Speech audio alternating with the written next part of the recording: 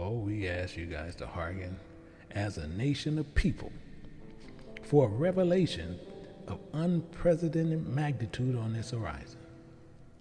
A cosmic shift so monumental that it should echo through all ages, resonating in the hearts of generations yet unborn, even as the words of the prophet Isaiah, he said, "Remember, I will do a new thing. Now it shall spring forth. Shall ye not know it?" This unfolding, this divine revelation is not and should not ever be overlooked. It is a summons to our souls and a clarion to call to our spirit. Are you not worried or wandering in the wilderness of life, yearning for guidance and wisdom, even as the children of Israel long for the flowing of milk and honey? The Spirit of God, your hope, the Shepherd of Israel, beckon you towards the path of enlightenment, one that eclipses all human comprehension. In the words of the wise King Solomon, he once said, "Trust in the Lord with all thy heart, and lean not into their own understanding." The gravity of this revelation surpasses merely earthly riches and temporal comforts. It is a treasure that the moth and rust cannot corrupt, but it is illuminated. So we all ask, what could this be? I say, prepare yourselves, you followers of Christ, and you shall be filled, not with bread alone, but with every word that proceedeth out of the mouth of God in its fullness. Just as Moses provided manna for the heavens, from the heavens, so shall these revelations nourish our soul, emboldening you with wisdom and understanding unparalleled. In the days of yore, the prophet Daniel also told us, shut up the words and seal the book. Even in the time of the end, we shall stand at the threshold now. Divine gesture where hidden knowledge shall now be unveiled. As it was written even with the prophet Amos, surely the Lord God will do nothing but revealeth his secrets unto his servants the prophets. So let not your hearts be troubled. For the Spirit of God moves in ways beyond our understanding, yet always for our ultimate good. Even as Paul enlightened us, wherein yet he had bound towards us in all wisdom and in prudence, having to known us the mystery of his will. A revelation is coming that will shake the earth and glorify the heavens. Prepare yourselves, ye followers of Christ, for something big. Oh, something is big. Divinely orchestrated and spiritually transformed time. For time is nigh, and will you heed to the call? I promise you, something big is coming.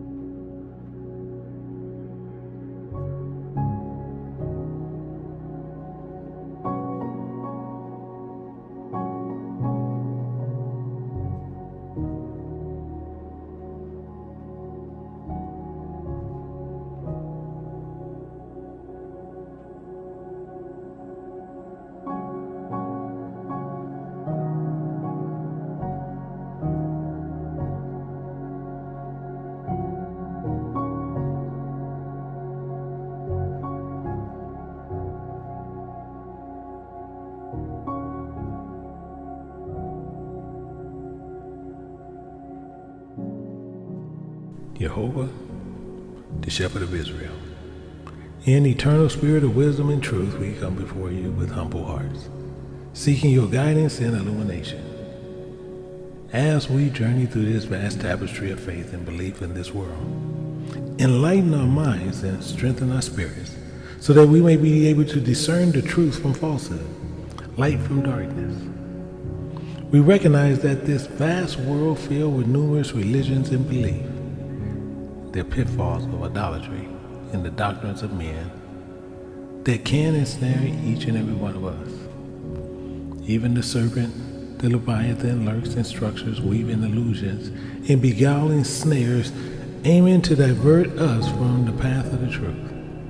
So I ask you, Father, to grant us the spirit of wisdom and understanding, that we may see through these illusions and that we may remain steadfast in our faith, not swayed by every wind of doctrine. We acknowledge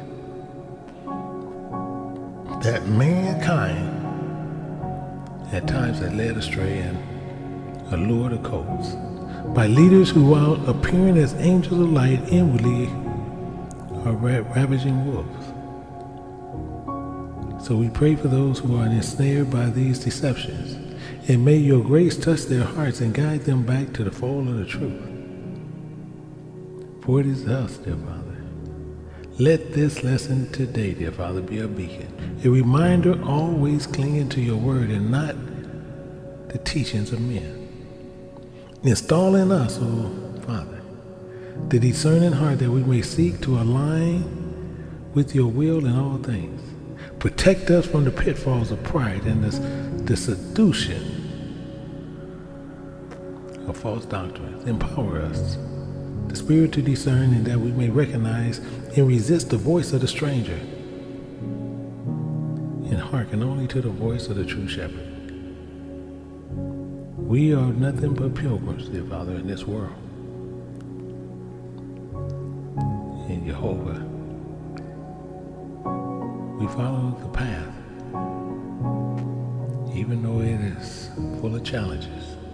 Yet, you are our guide, and we move forward with confidence, knowing that this lesson, dear Father, that we will learn today, even from the dangers of cults and false teachings, serves to refine and strengthen our faith. So as you continue, dear Father, to illuminate our faith, that we may walk in the ways of righteousness and faced with the crossroad of choice, that we may always choose the path that leads directly to you. This I pray, dear Father, in your holy and magnificent name, Jehovah. This prayer I offer with the gratitude for this lesson to be learned in the journey that is ahead of us. This I pray. Amen.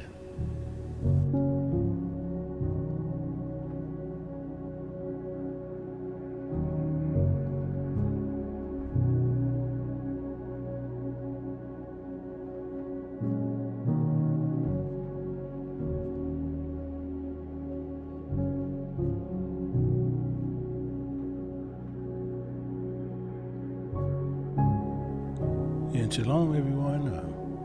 Shalom. I want to welcome everyone here to House of the Lost Sheep of Israel. I'm Elder Michael Johnson, the pastor over here with the Lost Sheep of Israel, and also with King James Bible University. And I want to welcome everyone here today. And we have a pretty in-depth teaching we're actually going to be addressing today, which is going to address across the span of many different doctrines, religions, and cult leaders. And I just want to make sure, before we get into it, we want to make sure with the couple of announcements that we do have. It's coming up on us, and it's coming up pretty quick. It's the baptism that's going to be going on in Arizona. So we want to welcome everyone there, and just getting ready. We're going to be doing another preparation so people can be preparing themselves for what's getting ready to commence, or what's going to go on in Arizona. I'm pretty excited to meet some of you guys for the first time, And I will be re-seeing a lot of people that I have not seen for the past year, which we are pretty excited to come into where we can commune once again as followers of Christ. So I'm looking forward to it. And then we also have one celebration that me and my wife have to take care of up there. So that's one good thing we're going to be doing. And as we continue, as I said, is one big thing that's going to be happening is with the book sale. The spiritual dictionary from the Paleo Hebrew, also with the King James Bible out of Cambridge, which we'll be joining. And going on, we're going to be letting all the investors know. And right now, we can see things that is happening that is pretty good. We just shy of $80,000 just meeting the minimum, meaning just meeting that minimum. Then I have another investor. If we don't make it to the main point within the next, basically, almost 80 days, he's going to kick in and we'll still meet to where we can do the book. So the main thing is, and some people who want to say they will have issues, and it shouldn't be no issues there. Because like we said, if you're going to get a full-size King James Bible from Cambridge, you're still going to pay upwards a little bit more than $200. And basically what you're doing, you're getting a Paleo Hebrew spiritual dictionary in its entirety on the back end, which is unheard of. And the best part about that is you're only going to be spending like an extra $50 to have that there.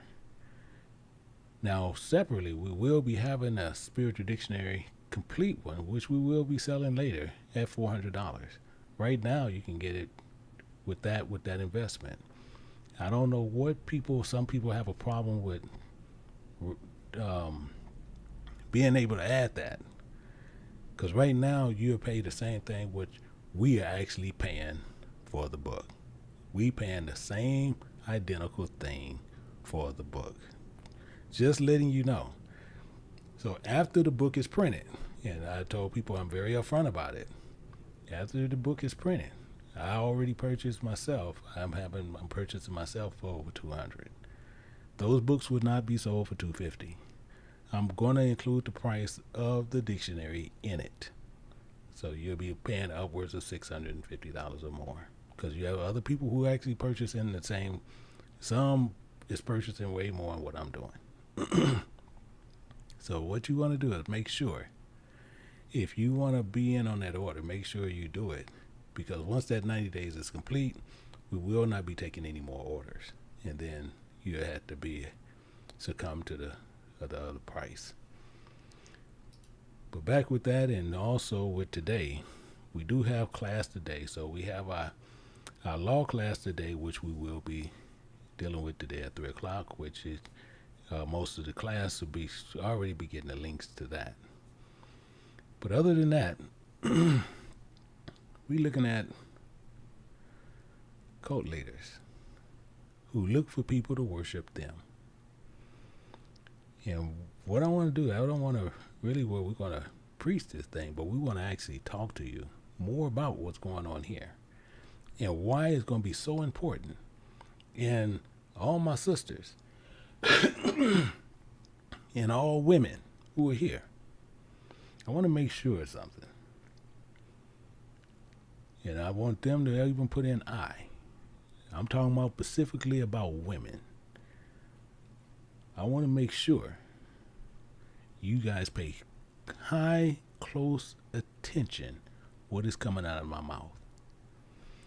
Because you have many men who are trying to make you succumb, and they will be a cult leader inside your own home. I'm very upfront about what I'm talking about. So I want the women to say I. And I want to make sure you put an I in there. You're going to pay close attention and you're going to take close notes. Because this not only goes for leaders who call themselves teaching the Bible, but this is talking about also men who will be in the house and try to run it as a cult.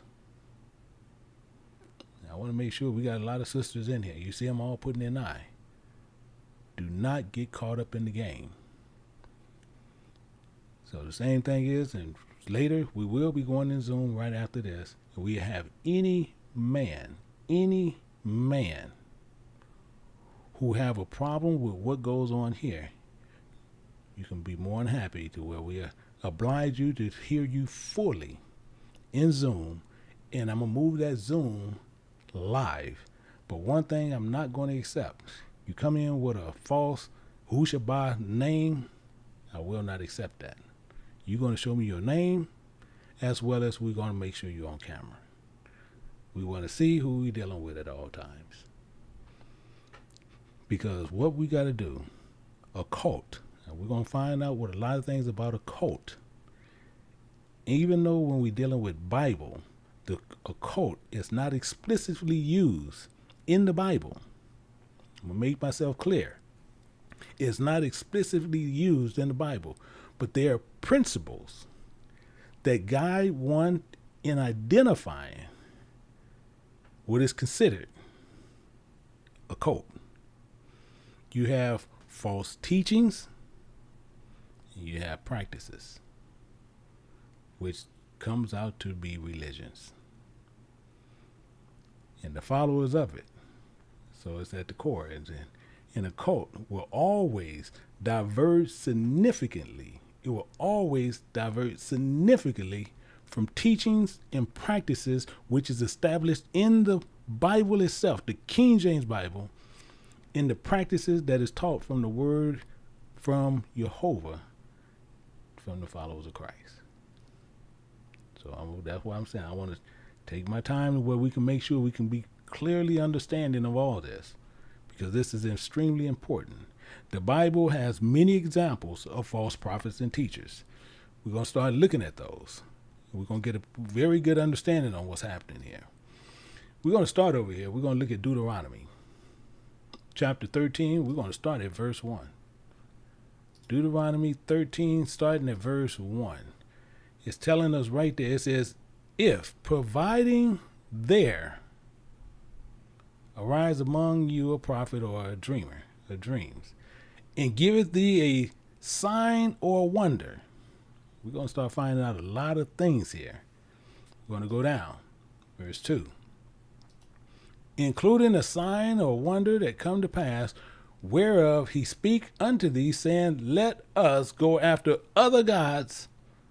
And they don't necessarily have to say it that way, but they will say, let's go do this, or let's go live here. We're going to find out more about that. Which thou have not known, and let us serve them. Thou shalt not hearken to the words of that prophet, or that dreamer of dreams, for the Lord your God, the Spirit of your God, proveth you. He's proving you to know whether you love the Lord your God, the Spirit of your God,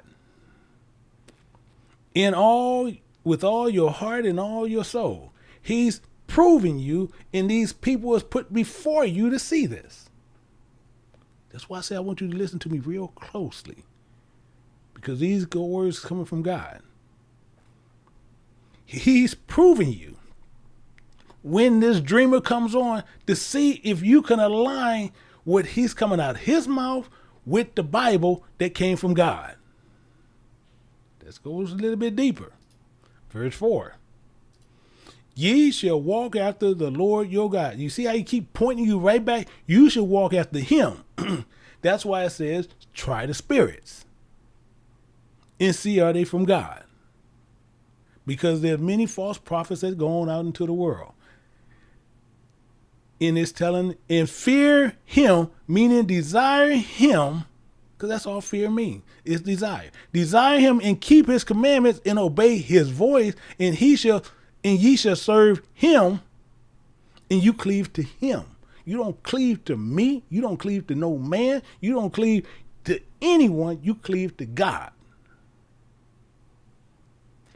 Let's move a little bit more. He tells us more.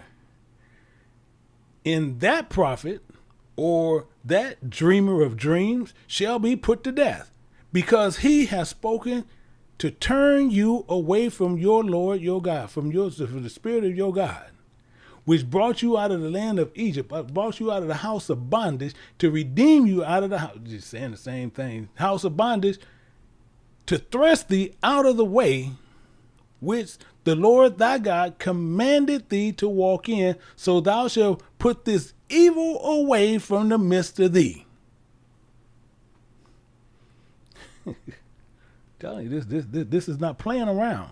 So the term dreamer of dreams appear in this prophetic message in the revelations of this Old Testament, but it cautions you against a prophet, a mouthpiece,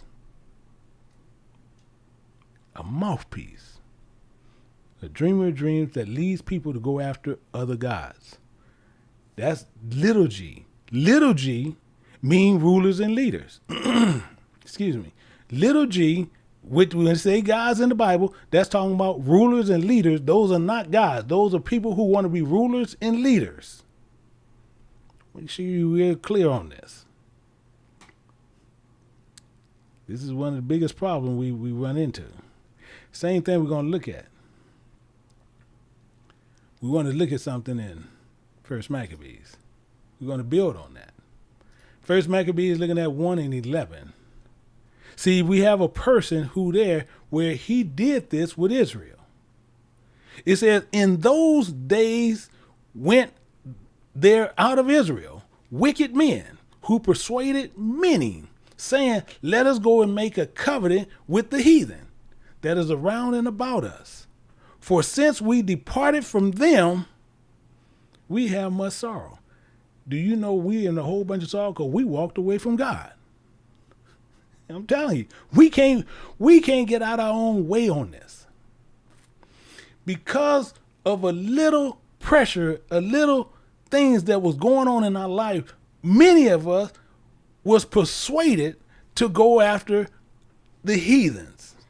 You see it right, it's telling you right here. We can't say we didn't do it because we're doing it.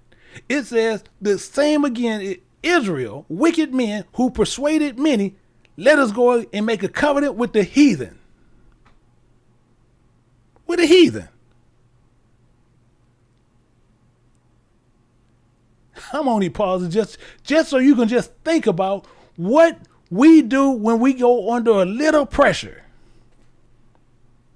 We'll go make a covenant with a heathen and think nothing about it. That is around and about us, for since we have departed from them. So since you don't decide, you don't want to roll their way, and then you depart from them, and then you go through a little bit of trouble. They cut off services to you. They cut off money to you. They cut off all kinds of things from you. All of a sudden, you go into sorrow. You don't get the G.I. Joe with the Kung Fu grip. You can't go get that. You don't get the discount when you go in the store. You don't have a heathen card. So you can't purchase at the same price that they get. When you go to the store to purchase houses and cars and clothes, you don't have the heathen card, so you feel you in sorrow. You've been discriminated against. You departed.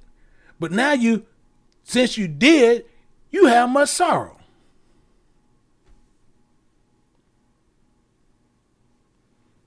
This is our problem. That same prophet, that same person who told you to go, and now we're going to go make a deal with the devil. This serves a warning against false prophets who will mislead God people. One of them, I talk about it all the time. People scared to say about it, but I say the same thing about Martin Luther King. He have all the proof in papers, documented in history, everywhere, and we want to play the game with him. He told us plain as day, white children and black children are free at last. How in the world people gonna say white people is free at last? They don't go through the same thing we do. But he mixed it together to confuse you. So what are they being free from?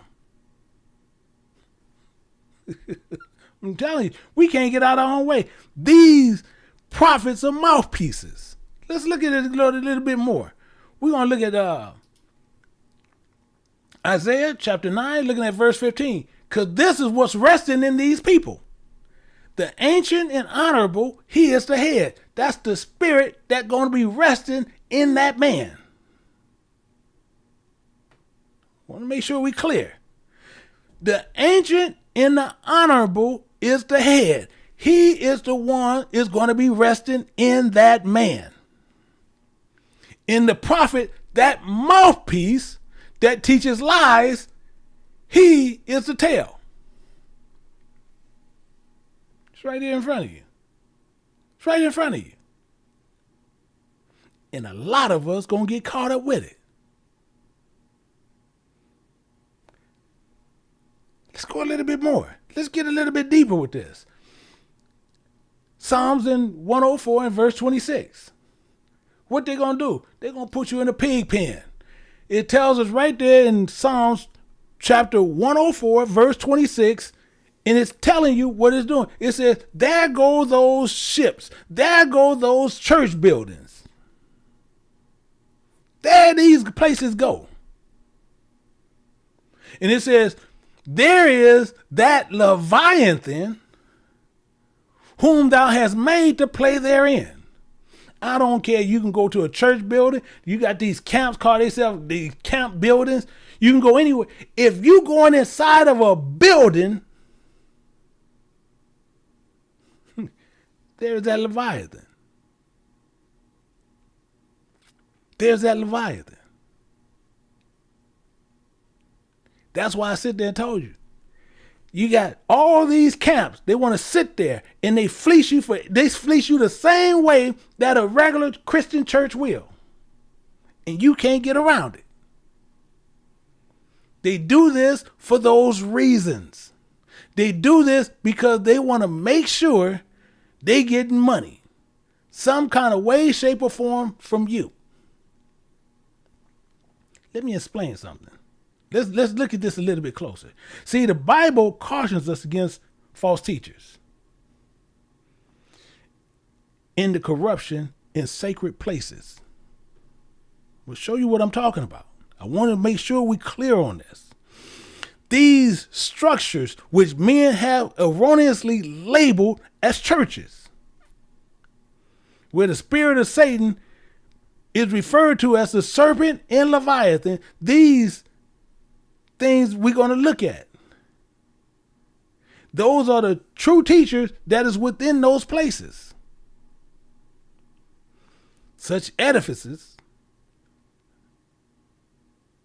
do not abode with Christ. Do not abode with Christ. Let me prove the point to you, and we're going to go way deep on this one here. In Hebrews chapter 9, verse 24, they've been harping on this over here for a while now. It says, for Christ is not entered into holy places made with hands, which are figures of the truth, but unto heaven itself and now appear in the presence of God for us. That's one. That's one we got to pay close attention to. Because it's clear Christ did not dwell in buildings made with hands. Rather, these structures that is erected out of human greed and ambitions, aligning with the warnings. Actually, let me build on something. We're gonna look at Wisdom of Solomon, looking at chapter 14. We're gonna start at verse 1, but we're gonna go down a minute. We're gonna go down a little bit. I want to make sure we understand this. Let me change this color here because I want to make sure I explain something to you to where we all get this together and understand it completely. The reason he's telling you he's not there, I'm going to show you what Solomon is talking about. It says, again, one preparing himself to sail, you're going to sail in a ship. If you preparing to sail, you're going to go in a ship where there is that Leviathan. And then it says, about to pass through the raging waves, calling upon a piece of wood, more riding than the vessel, that man, that carried him. For verily the desire of gain, for money, for power, for fame, that and the workman built it by his skill. That's why when you go to most of these, especially these mega churches, this is why you see so many women. They, oh boy, girl, have you been in the bathroom? The bathroom I'm talking about, it's really nice. They have couches in there. They got places over there if you want to breastfeed your child. They got stuff over here. They got all kinds of things in here. I'm talking about, it's really nice. They got full-size mirrors to where we can go in there and make sure we look right. They got all these, I don't know what they call them, buff tables where they can make themselves look all nice. They got all this stuff in there, and those women, because that's what they want to know. Them women say, oh yeah, it's nice. It's nice. You go in some of the men, they got a guy in there who want to not hand you where you wash your hands and you get a paper towel. The man to hand you a nice towel, wipe you, dry your hands. You sit there, you go in there, it smells nice. You go in there, it's not urine all over the place. You go in there, it's really nice in there. Man sitting there like, man, this is all right. You go outside, you got all this music going and all this stuff. That's that Leviathan setting up an experience for you to have. Same as Disneyland do. When you go to Disneyland, you go in there for an experience. When you go to any other place, you go in there for an experience. That's why they always tell you it's an experience that you're going to go through. So they have to provide that environment for you.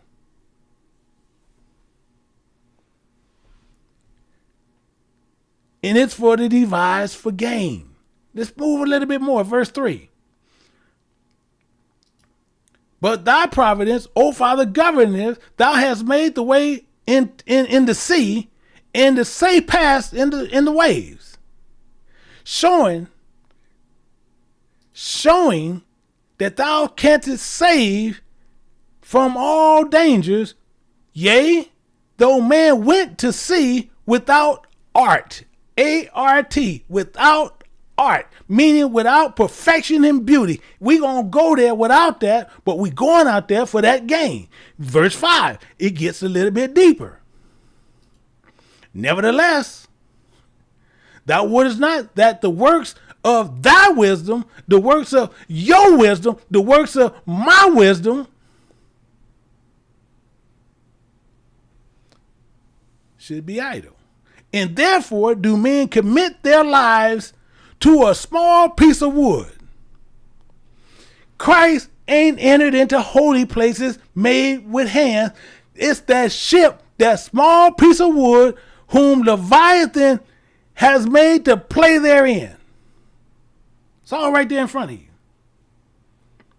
Cam said there, no, but he ain't talking about that. You the exact one I'm talking about. You the exact one I'm talking about. Cause they're trying to sit there and counsel. Yeah, well, he a little bit, but we all click with him. Oh hell no, I don't run with no camp. Not one.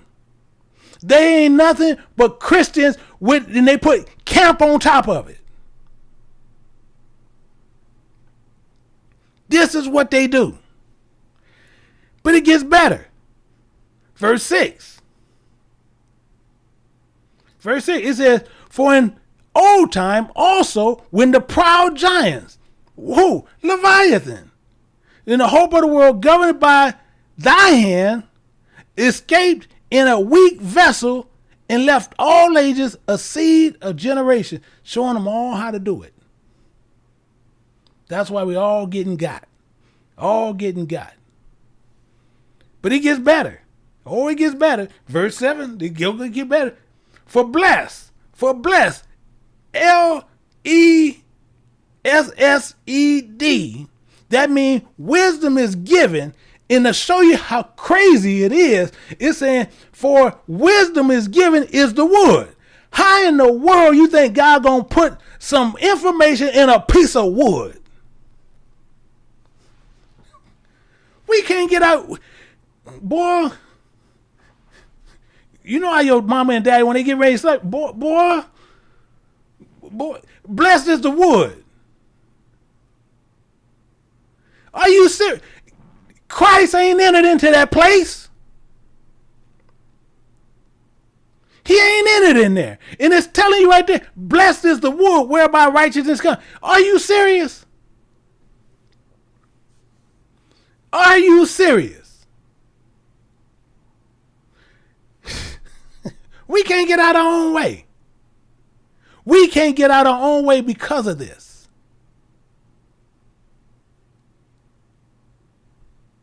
This is the problem. But it gets better.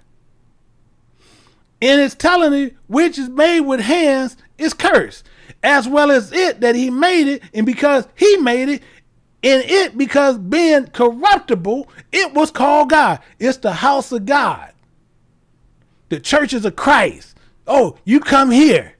You come here to this place. Christ ain't entered into that place. Come here. We're going to tell you about God.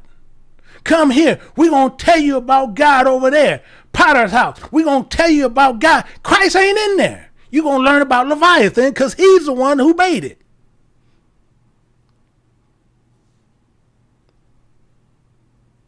Look at it.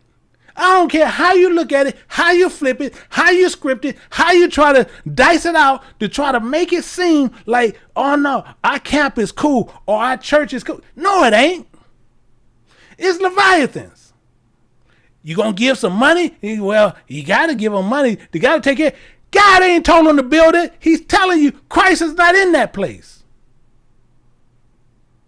Being corruptible is called God. So he got something for it. Each and every one of us who want to continue in this kind of crap.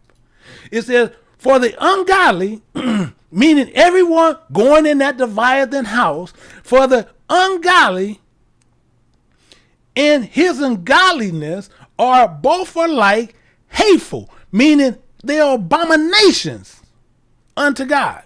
Hateful. They are abominations unto God. Everybody with me on that. Everybody see it. It's right there in front of you. It's right in front of you.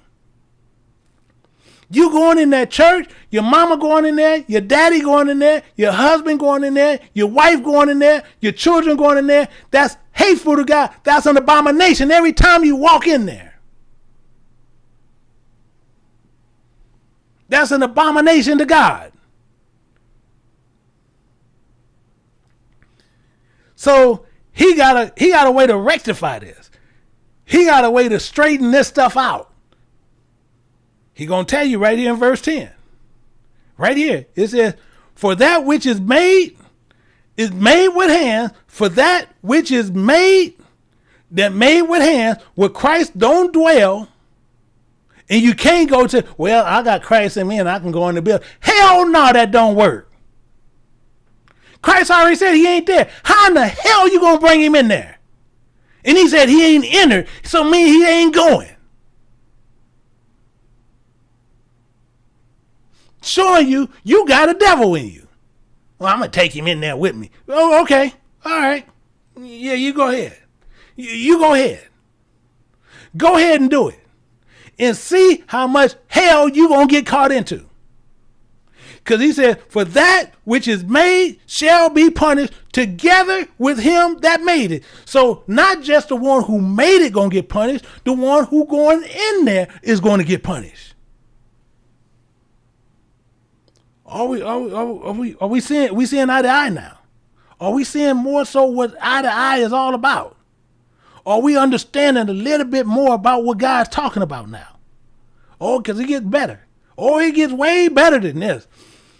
Let's look at verse 11.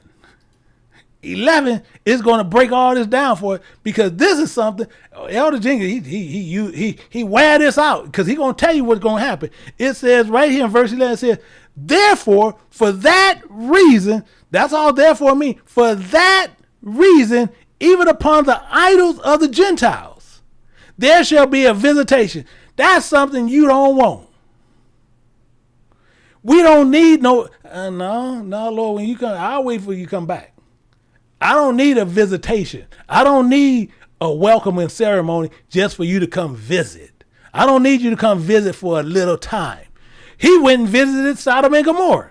You see, when he visited that, fire and brimstone rained down. He visited that place. I don't need him to visit. I don't need that.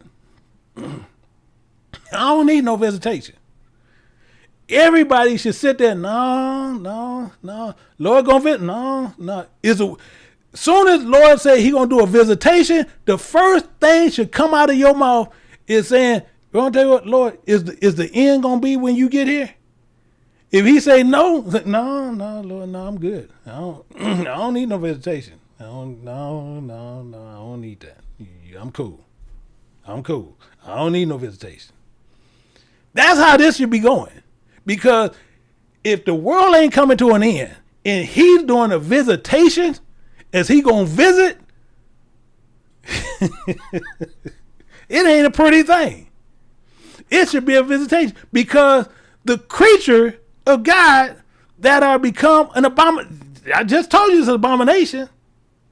It's an abomination and a stumbling block to the souls of men and a snare to the feet of the unwise. Meaning everyone, mama, daddy, husband, wife, children, cousin, brother, whoever it is, anyone going in that building is unwise. I don't care what they say. They can say, "Oh no, when my daddy kind of wise." Is he going in the building? He ain't wise. He's a dummy. It's telling you right there. The snare, it's a snare to the unwise. People you can fool. So people can sit there, be upset. People can be all kinds of ways. It don't matter. Anybody walking inside that building, sitting there saying they can get God, and Christ is telling you, I ain't in there, and they going in there to hear about God. You hearing the things of Leviathan, and guess what? And then the first thing you going to say is, I'm wise, please. This is the problem. And this is poetically. They're showing you the idolatry, especially emphasizing the foolishness that's created a worshiping of objects made with man's hands in the heart, in the passages, in the dangers, in the misplaced, the reverence, and particularly of the lifeless man-made object become a focal point of worship. A focal point of worship. The vessel described in here is frail, made from wood. Become the potent symbol that transcends nature, earthly creations, sculptures offered where it's contrast these feeble constructions. When you got the unchanging nature of Jehovah. Let me build on this. Let me I'm telling you, we can't get out our own way on this. Let's look at something in Isaiah. I want to show you something in Isaiah chapter 44. I was going to go somewhere else, but we want 44. And I'm going to start at verse 9. We're going to start at verse 9 because I'm going to build on this. I want to build on this here. In Isaiah chapter 44, looking at verse 9, and just letting my moderators know, I'm going to run this down to verse 20, be 20 or 21, but we're going to see, but we're going to go down that far. I'm just letting them know ahead of time. So same thing with people as they putting them in, they like to make sure these scriptures is put together. So if you can refrain from, like if you putting in ayes or amens, whatever you guys are doing, if y'all can refrain, because they want to put them in line to where people can go back and research it. So what is going on here is telling us right now, it's saying they that make graven images of all them vanity. So that church building, that place is nothing but vanity, and their the detectable things shall not profit. You going in there, you ain't profiting nothing. Well, I've been in there, I done learned a lot of stuff. You ain't learned nothing, you ain't profit nothing. So either you can say, well, that's you said. No, I ain't saying that. That the Bible said it. The Bible said it. You shall not profit. And they are their own witness. For they are their own witness. They see not nor know that they may be ashamed. You should be ashamed of yourself. You're 40-something years old. You're 50-something years old. You should be ashamed of yourself. I'm going in there to worship God. You should be ashamed of yourself. Christ already, you got the book in your hand. Well, this means something else. No, it don't. Christ ain't in it until holy places made with hands. And if you keep the book as a whole, they try to isolate books. Isolate scriptures. But it gets better. It gets better. Let's look at verse 10. Who have formed a God. Now y'all done made a God. Little g. You see, ain't no big G. It's a little g. It's a little g. Oh, well, it's okay. No, it's a little g. Meaning you done made you a ruler or a leader. Or a molten or graven image that is profitable for nothing. You ain't profitable for nothing.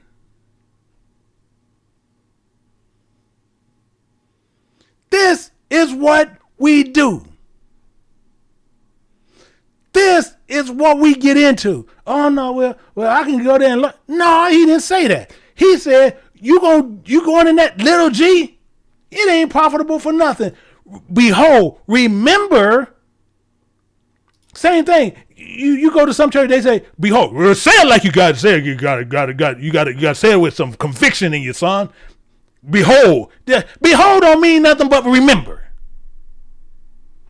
That's all it means. Remember. It says, remember, all fellows shall be ashamed, and the workmen that they are of men. They are of men. Let them all be gathered together. Let them stand up. Yet they shall fear, they shall desire, and they shall be ashamed together. You're going to be ashamed together. I'm telling you, you can't get out. We can't get out our own way on this stuff. The smith with the tongs, both working in the coals. We got to find out what some of this is. I know that. We're going to find out what some of this is, because we're going to come back to that. We're going to break this coals down, but I'm going to come back to that. It's telling us, the smith with the coals and fashion it with the hammer and the workman, and it strengthened with his arms. Yea, he is hungry, and his strength faileth. He drinketh no water. He ain't got no common sense. And he is faint. The carpenter stretched out his rule. He marketh out with a line. He fitteth it with planes, and he marketh out and compass and make it after the figure of a man. I'm going to make me a god. I'm going to make me a god. Look at it. Look at it. I'm going to make me a god. You go in any camp and you going in that building, you see your leader right there. That's your God. They gonna, no, they ain't my God. That's your God. That's that Leviathan. You go in any church, you going in there, that's your God who you see up there preaching. No, I just go there. No, that's your God. That's Leviathan there to play therein. And the ancient and the honorable spirit is inside that man. You can sit there and say however you want to say it. Make it that the figure of man, according to the beauty of a man, that it may remain in the house.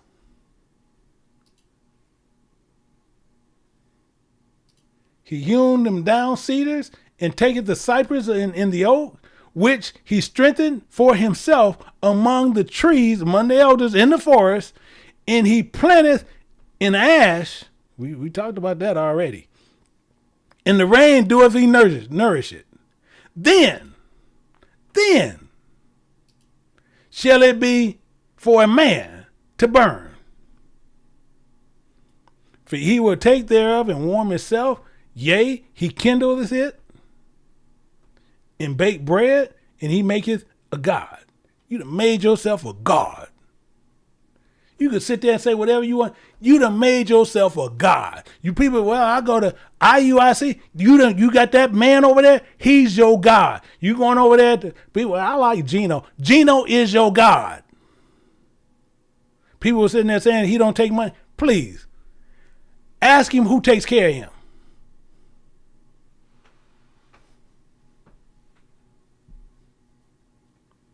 Go to any church, ask who take care of them. Some will say they don't take a salary, but then the church can take care of them, so it won't show no salary, and all they do is give them a credit card. Don't play the game. But we like to be stupid. We like to be ignorant, unwise. He maketh a God and worshiped it. You sit there saying, well, I don't worship it. Yeah, you do. You go there every week to see him. Every week to see that God in that building. He maketh a graven image and falleth down there too. He burneth a part thereof in the fire, and a part thereof he eateth flesh. He's learning of the flesh. You learning of that flesh. You learning of that. That's a forethought. You learning that he roasted and is satisfied. And yeah, you said, and then all you got to do is ask somebody, what did you learn? No, you got to go and hear it. I'll buy you the tape. I'll buy you the tape and you need to hear what he said. I can't tell you all what he said, but the way he said, oh boy, it was hot. I gotta take you to it and just let you hear it. Really. So what did you learn? What did you learn? You satisfied with it.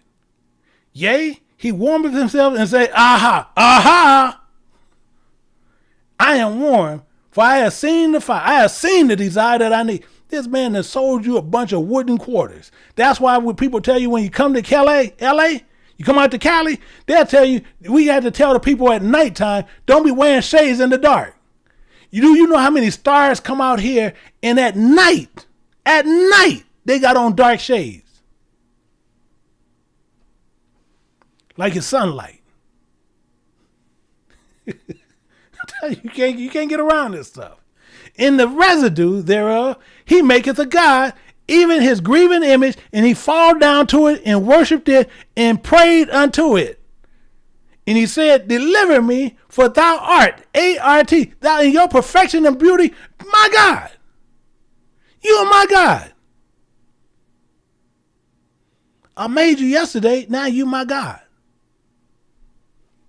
That's what we fall down to. This is the silliness that we fall into. This is the silliness. That's why he says, for all Israel ain't Israel. For all Israel, you got a book in your hand and we can't even precept the stuff together. They have not known nor understood, for he has shut their eyes, their understanding, that they cannot see. Because that's all that eyes is. Their eyes, your understanding, they cannot see. In their hearts, they cannot understand. Period. Let's go down a little bit more. Verse 19, we're going to see a little bit more. And none considereth in his heart. None consider, neither is there knowledge nor understanding to say, I have burnt part of it in the fire. Yea, also, I have baked bread, this doctrine, upon the coals. These coals showing up again. I have roasted flesh and learned of it, and I shall make the residue. In some parts, you just got to laugh to keep from crying. I shall make the residue thereof abomination. And he's asking that question. Shall I fall down to the stock of a tree? He feedeth on ashes.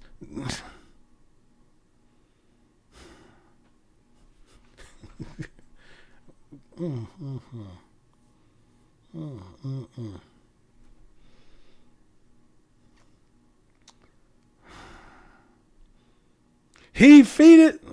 Let me just move on. He deceiveth the heart and turned them aside, that he cannot deliver his soul, nor say, is there not a lie in my right hand?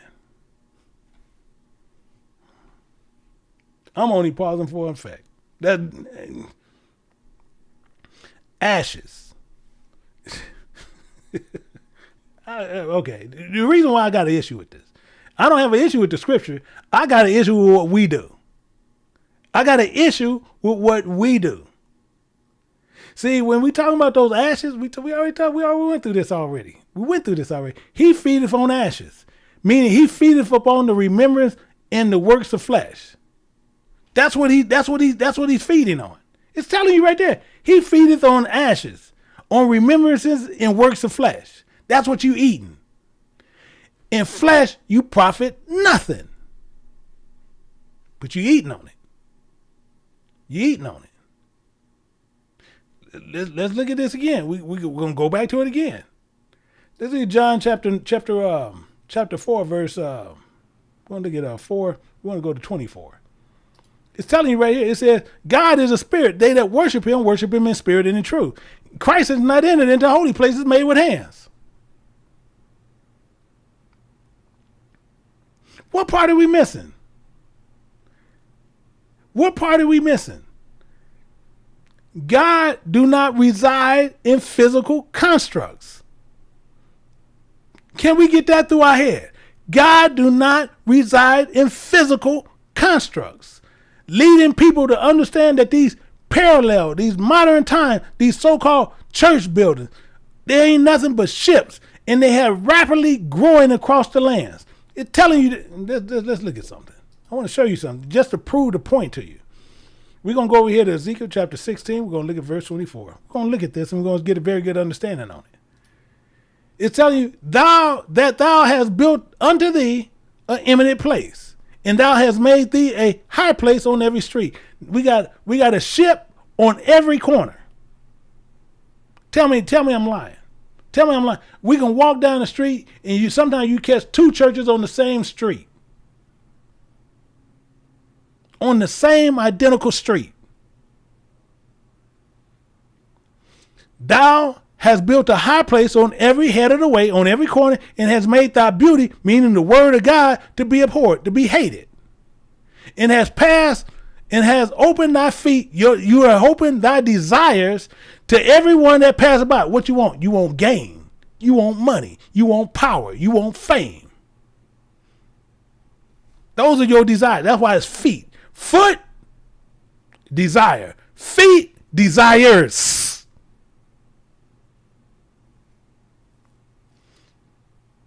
To everyone that passes by, multiply thy whoredoms. You multiplied this crap.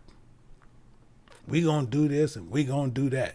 We gonna do this. You know, the Lord want me to build this church and we need $54 billion to do this. Yeah, you gonna do all that stuff. You gonna do all that stuff. Why? Because you think that you helping God. This abundance has created an illusion, beguiling those who enter into these places thinking they are in the presence of God. However, they ain't nothing but being deceived by a man. Actually, I'm going to show it to you. Show it to you. You want to see it? Here it is. Let's go and look at it. In 2 Thessalonians. 2 Thessalonians is going to make it clear to you.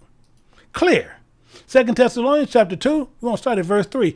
And he's telling you right up front, don't let no man, no woman deceive you by any means. For that day shall not come except there come a falling away first, that man or woman of sin be revealed, the son of perdition. That's what it's telling you. But watch this. In verse 4, here go your keys. Here go your keys now. It's going to tell you. It says, who opposes and exalts itself above all that is called God. Big G.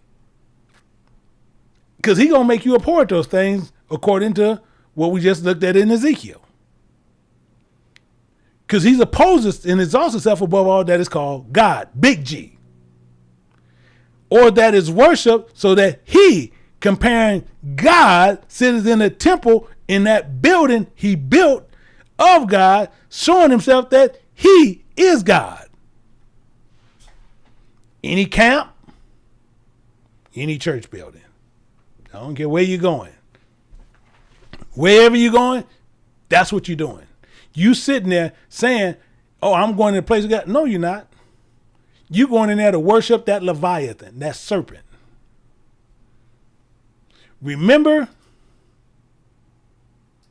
Yet not that when I was yet with you, I told you this stuff. This stuff I told you. What did he tell me? See, this is our problem. He told us this. He tells us these things, and we don't want to pay attention to it.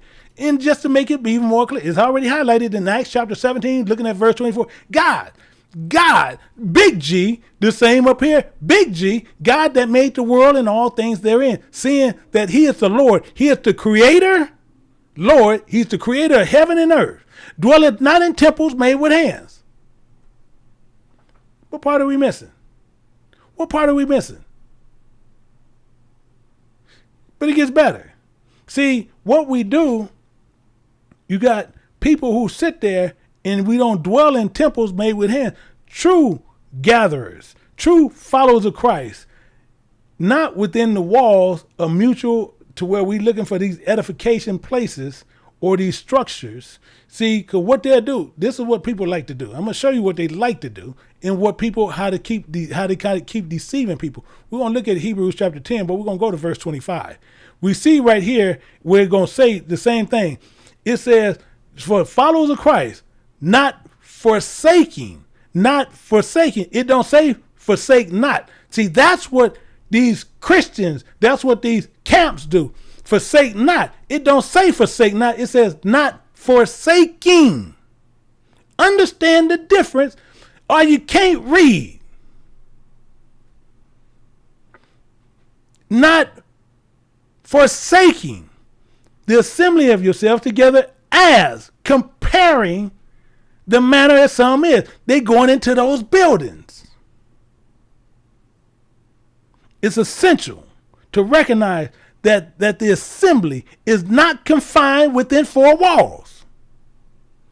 It's not confined within stained glass. It's not confined within wooden pews, but it transcends the material elements that occurs in a space that is more sacred. It's in the hearts and the spirit who's seeking Jehovah. The true essence of worship in community is illuminated. So spiritual communion that occurs to true followers of Christ, gather in sincerity and truth, without the artifices that is accomplished by these organized religions in these buildings, such as assemblies and bodies to direct connection to the Father. They offer this unmediated channels of share, and they exhort with the Spirit, and they nourish these interactions, and we can have holy conversations that align with God. So when we engage in genuine spiritual communion, it becomes a fortress against deceit and harmful doctrines to sow discord and division. By immersing ourselves in the wisdom and the guidance of Jehovah, we become more equipped and discern falsehoods and cunning craftiness of men who lie in wait to deceive us. Actually, you want to tell you what, thinking about it, let's go look at something. We're going to look at this over in Ephesians chapter 4. Chapter 4, we're going to look at verse 14. It's telling you right here, clear as day.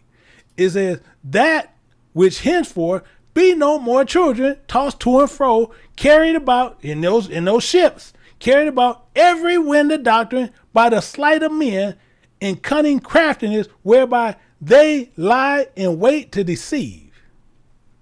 That's what they're doing. They're going to get you. They're looking to get you. That discerns these armors against these worldly allure buildings. These men who appear holy, and they full of iniquity. See, the scriptures, even when you had Yahushua, his ministry was remarkably stands out from direct connection to nature. It was a direct connection to nature in the detachment from constructed artifices. See, people sitting there, well, he preached in the bit. No, he was going in there. It said he went into their synagogues looking for the lost sheep. See, Yahushua often chose serene environments where, like shores of the water and fields, and those was his place of pulpit where he spoke, emphasizing spiritual communion that was unrestrained by walls. He had them in the field one time, 4,000. Another field, he had 5,000. Unrestrained with walls. Christ is within Yahushua. He said one thing, and I'm going to show you what he said. I want to make sure we're clear on this. We'll see this here, and this is something that they try to take, what we call cherry pick. They cherry pick this kind of stuff. In 18 verse 20, it tells you right there, for where 2 or 3 are gathered together in my name, in my way, there I am in the midst. So they said, well, we over here, we 2 or 3 again. No. He just told you he don't reside in no building. Well, we got 2 or 3 in here. Okay, so who you got there? Tell me who you got there. Because Christ ain't there. But 2 or 3 are gathered, where it's unconstrained, it don't have no walls. Because you can't confine God. Emphasize the gathering in his name, not a location of a gathering. His words and his sentiments of worship is not confined to architectural marvels or sacred sanctuaries at all. True worship is a matter of the heart that can be conducted wherever true believers come together in his name, meaning in his way. Furthermore, even with Christ renowned, his famous Sermon on the Mount wasn't delivered in the confines of a synagogue. Actually, I want to show you something. Wasn't in there. We're going to go over it in Matthew chapter 5. We're going to look at verse 1. It says, he seeing the multitudes, he went up a mountain. He ain't going to no church. He went up a mountain. And when he was set, his disciples came unto him, and he opened his mouth and taught, saying, blessed are the poor in spirit, and there is the kingdom of heaven. Blessed, wisdom is given are they that mourn, and they shall be comforted. Wisdom is given are the meek. See, you see how he's going down the line? You see how he's rolling down the line? Wisdom is given are they which do hunger and thirst after righteousness, for they should be filled. Wisdom is given are the merciful, for they shall obtain mercy. Wisdom is given are they who are pure heart, they shall see God. Wisdom is given is the peacemaker, for they shall be called children of God. Wisdom is given are they that are persecuted for righteousness' sake, for there is the kingdom of heaven. Wisdom is given are ye, when men shall revive you and persecute you, and you shall say all manner of evil against falsely for my sake. You see how this goes? You see how this runs? And the same thing is when we're surrounded, when we're looking at this, and the same thing is we're going to even look at the Samaritan woman on another one. Let's look at this. Let's look at something. I want to show you something. And we're going to look at the Samaritan. I want to show you something in the Samaritan woman. Real key. We're going to go over here to John. We're going to look at something in John. In John, we're going to take this over here to chapter 4, but we're going to start at verse 7. And I want to make sure you clearly understand what's something that's going on and something that's happening. It says, there come a woman of Samaria and to draw water. Yahushua or Jesus said unto her, give me drink. But we're going to find out a lot of stuff about this.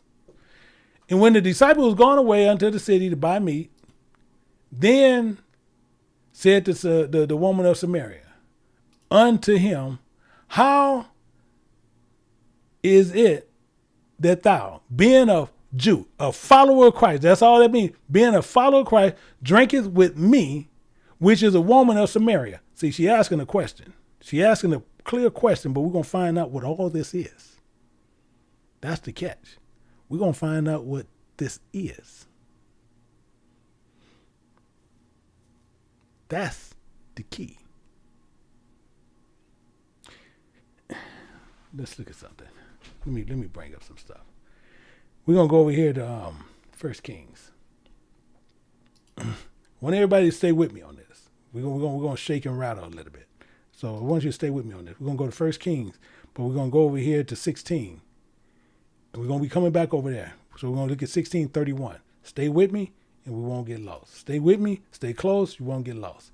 So we're going to look at this because while we're talking about this woman of Samaria, so I want to make sure that you don't get lost. Now, what it's telling us in 1 Kings chapter 16, verse 31, it says, came to pass, comparing, if it has been a light for him that walked in the sin of Jeroboam, the son of Nebat, he took to a wife Jezebel, the daughter of Ebaal, the king of the Zidonians, and went up and served Baal and worshipped him. Don't worry about that, because we're just building up to what this is going to get. We're going to get in. Here's your key right here. We just wanted to get some information. It says, and he reared up an altar for Baal in the house of Baal, which he had built in where? Samaria. Now you see why we there. Now we get a better understanding. See, now we understand what our relatives was doing. You see, now we understand what's going on. So now we know over here, they was into false worship. See, Jezebel is unexalted. Ebal is with Baal. That's all. This one here is talking about with Baal. Jezebel is unexalted. That's all these are talking about. So we want to understand what is going on. I want everybody to stay with me on this. So now what's going on, this is why she was saying that. This is why she was taking this on. And he answered and said unto her, we're going to get down into some stuff. And then we're going to build on it some more. And he answered and said unto her, if thou knewest the gift of God, and who is that saith to thee, give me drink, thou wouldst have asked him, he would have given thee living water. But what was she into? She was over there, she's into Baal.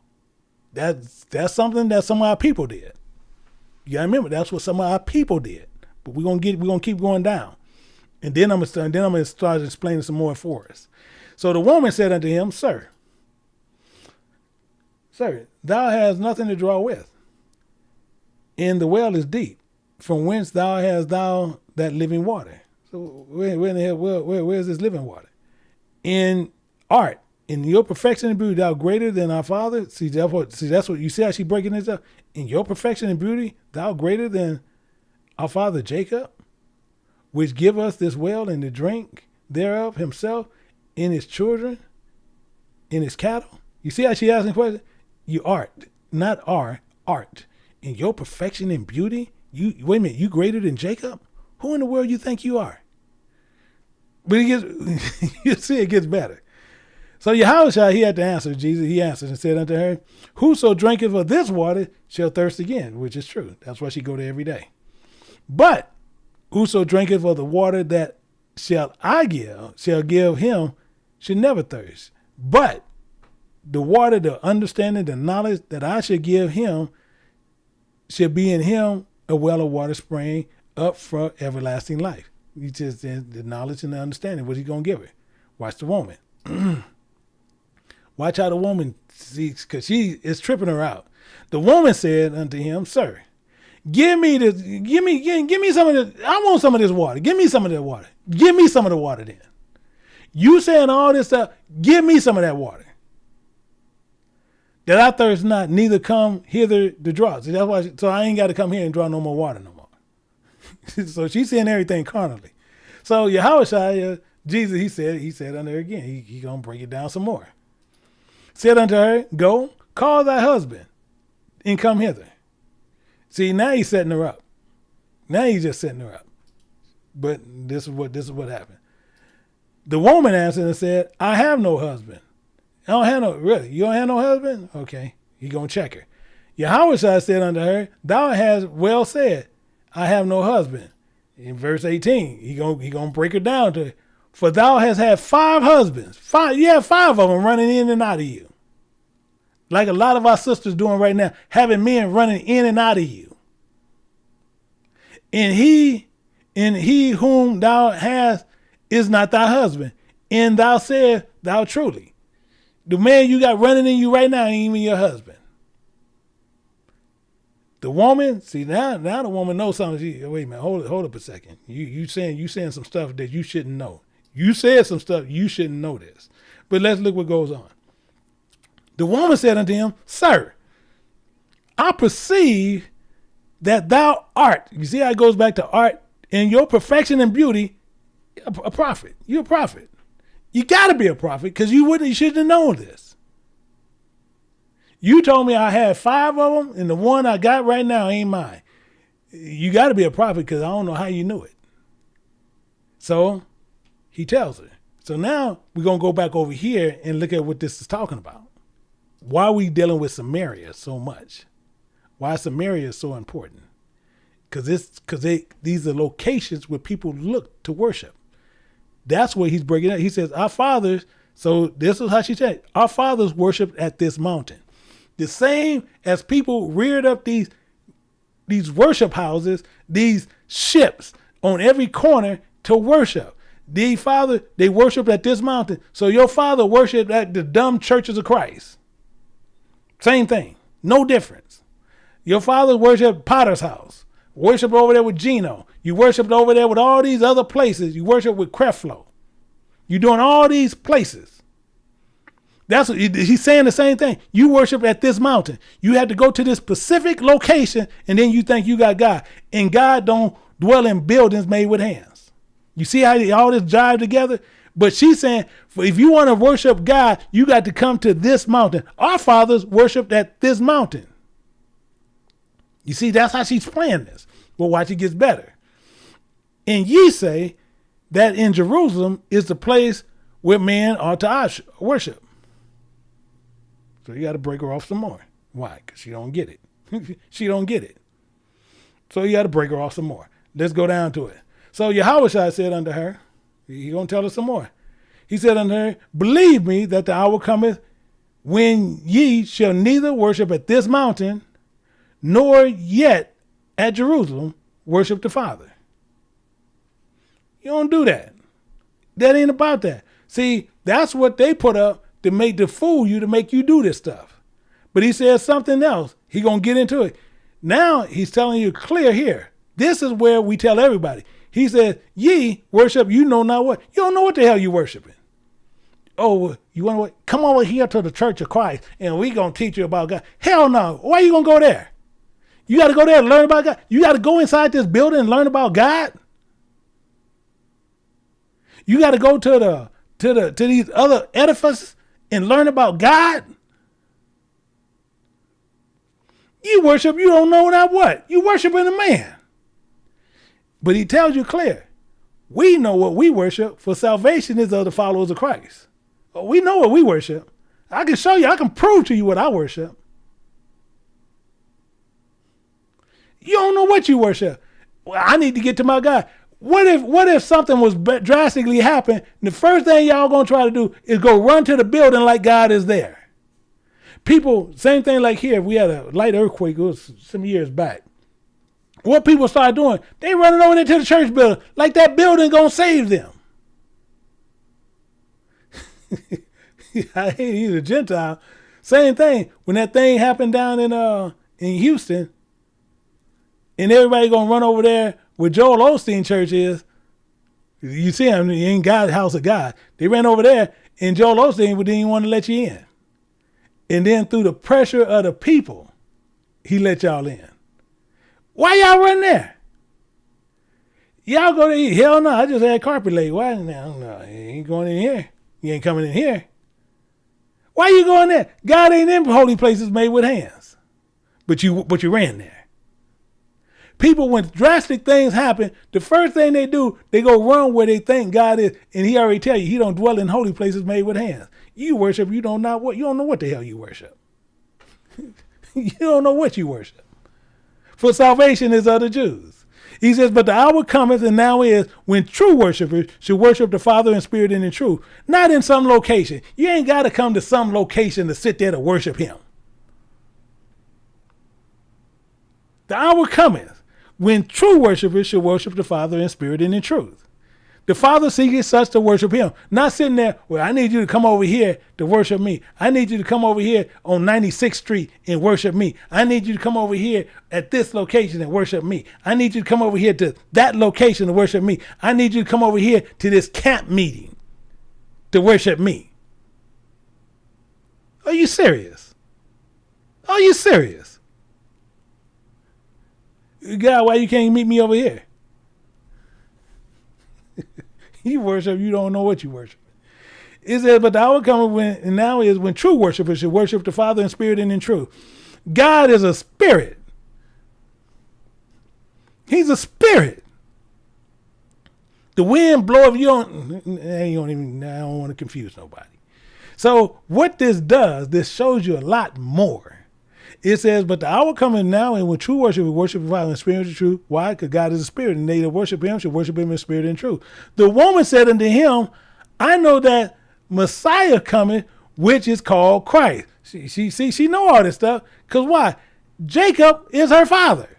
She's from the children of Jacob. So she's from the 12 tribes. But they just build some erections over there in Samaria. See, what we got to do is remember something. Samaritans carry a historical baggage. Initially, Samaritan. It's the capital. I want to just share some information with you so you have it in the backdrop so we all be on the same page. so we all be on the same page. See, Samaria is the capital of the northern kingdom. You know, as soon as you say northern kingdom, you already know problems happening. The northern kingdom, Samaria. And it became associated with idolatry due to the action resulting into a ruler that we just seen right there. So as a result, Samaritans have been historically viewed, especially by the southern kingdom of Judah. They associate them with idol worship. That's what's going. That's why I'm sitting there. That's why, I get into family stuff through my Hebraist studies. That's why they had the issue. This is why the big issue was going on, because they know it's idol worship over there. So when this interaction with Yahushua and this Samaritan, especially with the account with the Samaritan, actually you go back up to 4:7, you see what was going on. So then when you look at even with the parable, I'm going to show you something. Even with the parable of Luke, I'm going to show you something. Same thing. Of Luke 10. Getting old, forgive me. Getting old. Okay, we got this here. In Luke chapter 10, but we're going to start at verse 33, just to get a better understanding. It says, but a certain Samaritan, see, you want to understand, this man was robbed and left half dead. But a certain Samaritan as journeyed, whereas he was, when he saw him, he had compassion on him. See, just because he was from that location and the way he was worshiping was all wrong. He ain't know what he worshiped, but he's still part of the group. That was the problem. So when we want to look at this in its fullness, Samaritan. So we want to understand what Samaritan actually means. This Samaritan, we want to understand what that means. So we want to write this down. So we all be on the same page together. We can continually walk together. So Samaritan is telling you it has implications. It has a few other ones that I'm not going to bring up because they're in the book, but these are the other ones. But this is the implication of being divided or separated. That's what a Samaritan is. They're being divided or separated due to the incorrect ways of idolatry worship. Why am I saying it that way? Because I'm going to show you something that they were doing. They were doing things according to the flesh. So we just in a couple of places, but I want to make sure everybody understand where my mind is to where we can all get together and understand it. Because in Exodus chapter 20, verse 3, it says, thou shalt have no other gods before me. They was erecting gods over there. They was erecting places of worship. And he already said, you shall have no other gods. Verse 4, he tells you even more. He goes into detail on this. And it says, you shall not make unto thee any graven image or any likeness of anything. Meaning, so don't be erecting no building. Don't be doing no building. Don't be doing this stuff at all. Don't be doing this stuff at all. Don't make no buildings. Any likeness of anything that is heaven above, or that is the earth beneath, or that is the waters under the earth, thou shalt not bow thyself down. You see how he's saying this. Thou shalt not bow thyself down, nor serve them, for the Lord thy God, for the spirit of your God, am a jealous God. See, that's why you don't want the visitation. That's why you don't want the visitation. Visiting the iniquity upon the father and children unto the third and fourth generation of them that hate him. See, because soon as you do that, he's taking it, you hate him. But he says, including showing mercy to the thousands not millions, not billions, showing mercy unto thousands of them that love me and keep my commandments. That's what this is all getting into. So as we look at this, the woman said unto him, I know that the Messiah cometh. See, she knows this stuff. This stuff, it ain't like she don't know it, but they using an idol to do this. That's what's the issue. She said, I know that the Messiah cometh, which is called Christ. And when he cometh, he should tell us all things. You got to break her off again. Christ is inside this man. So you got to break her off again. So Yahushua got to tell her. See, this is a crack up. This is a crack up about it because she thinks she's talking to a man and she's talking to what's inside the man. Actually, let me do this. Let's do this. Let's do this real quick. Let's go to Deuteronomy 18:18. I'm only doing that just to show you what he's getting ready to tell her.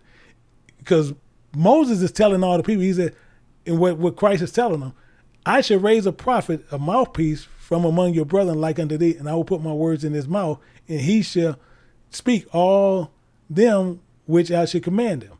Then when you go down here in the same thing, and you look at Acts chapter 7, verse 37, I'm just pulling this to where we can understand all we're saying.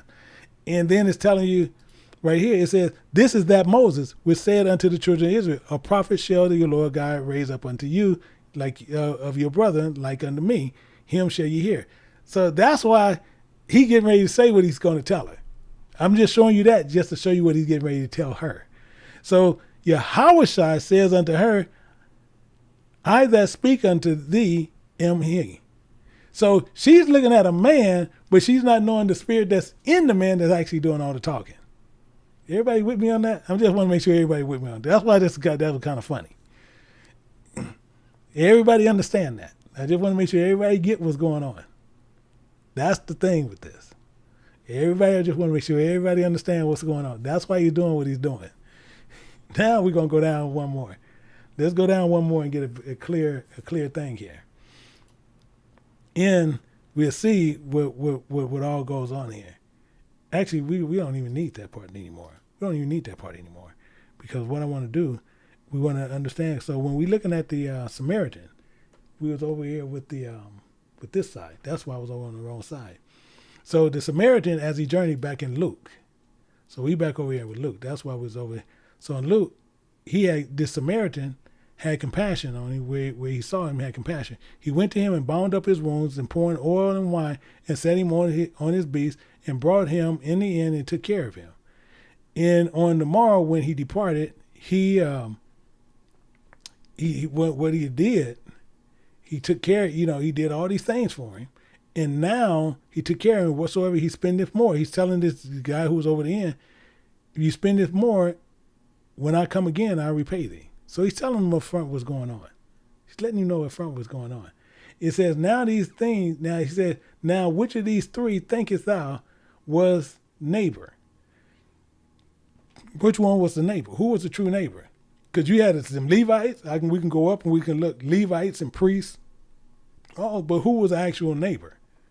Unto them who fell among thieves. Who was the actual neighbor? That's what he's getting into. Because when you go up here, it's telling you, when a certain man, he fell in Jericho, it's telling you what went by. A priest came by, likewise a Levite came by. So who was the neighbor? And then Samaritan came by. Who was the neighbor? Unto him who fell among thieves. He's telling you right here, he said, and he showed mercy on him. Then said Yahushua unto him, go and do thou likewise. So he's sitting there just telling him, even though these people are separated, this is why we can't divide them. We can't do these certain things. But they don't work, but they're not knowing what they worship. That was the problem. That's why it tells you that in John 4:24. Ye worship you know not what. We know what we worship. That's why he's saying this. That's the technical reason for him saying this. So when we're looking at this, and when we go through it, let's pull a little bit more information. Actually, we can pull this one here. In John, looking at chapter 10, and we're going to find out a little bit more. John chapter 10, and we want to pick this one up at verse 16, just to pull some more sheep.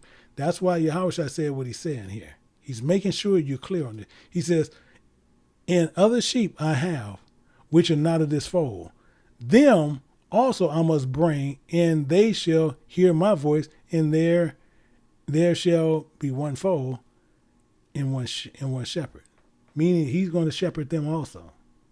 And one of the biggest problems is what people try to figure out and try to find different things.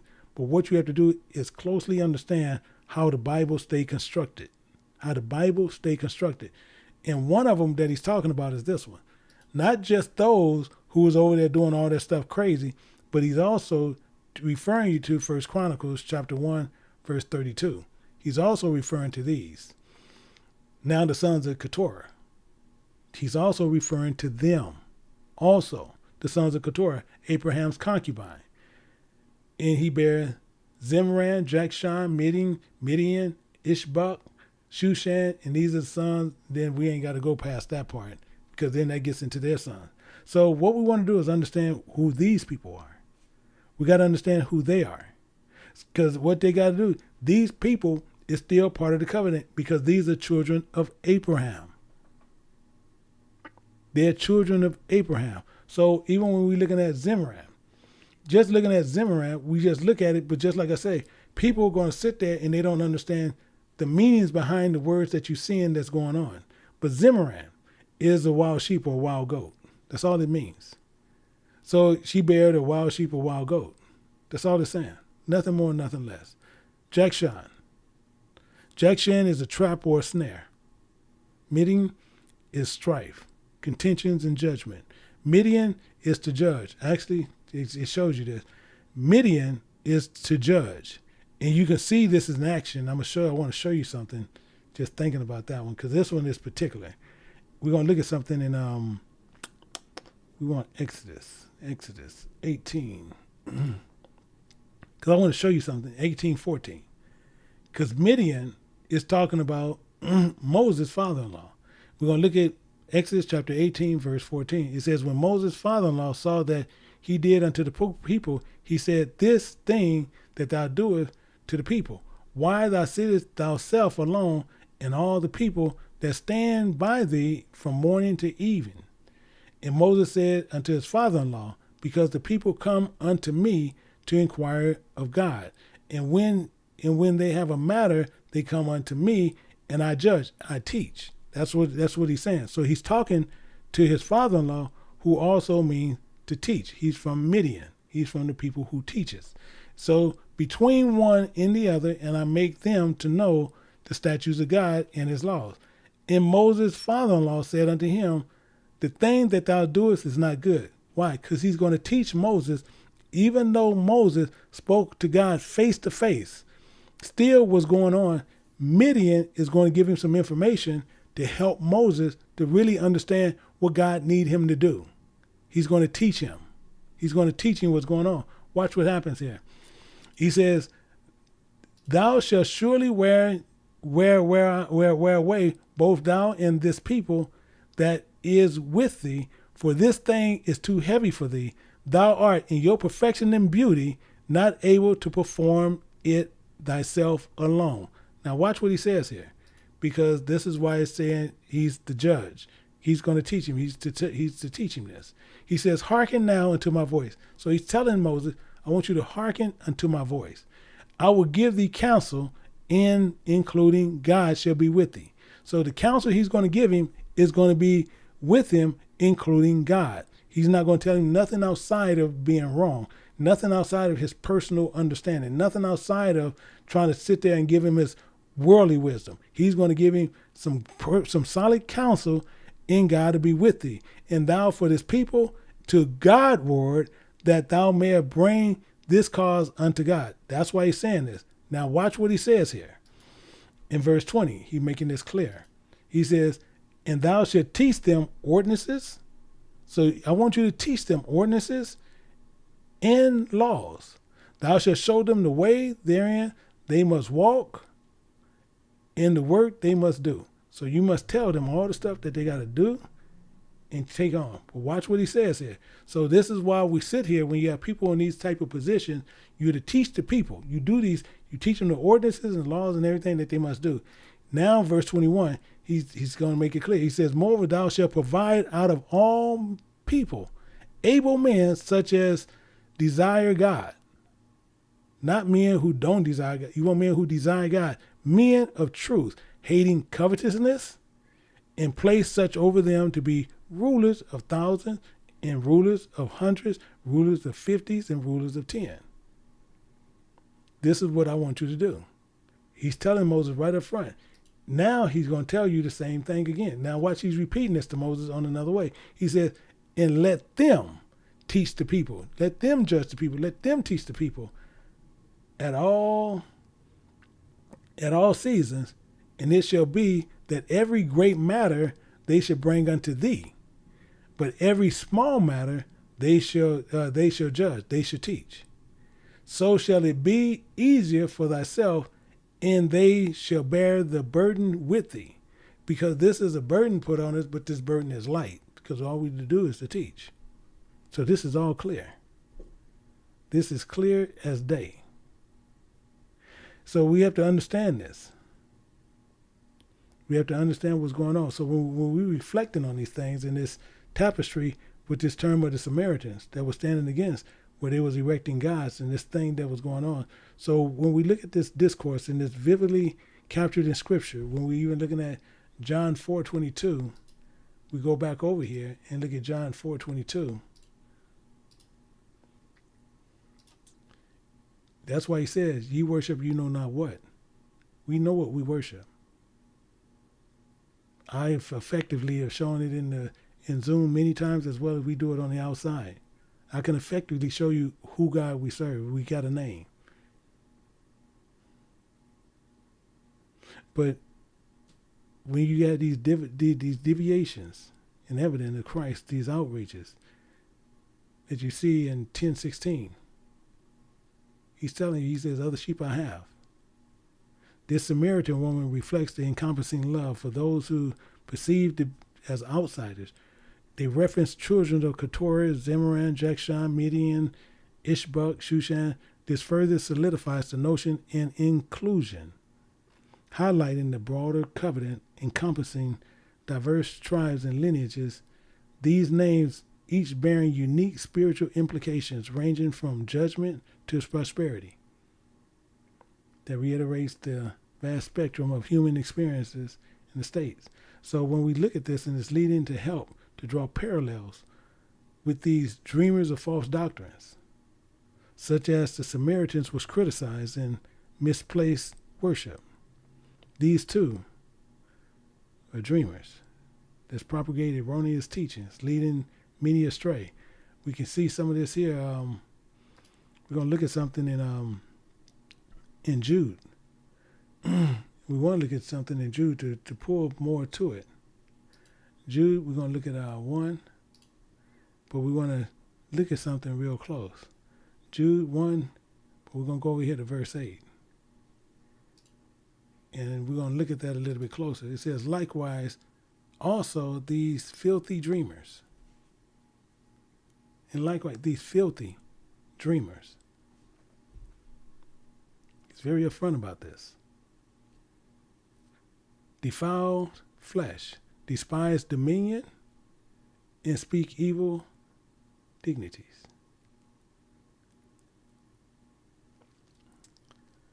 He warns us against these such individuals.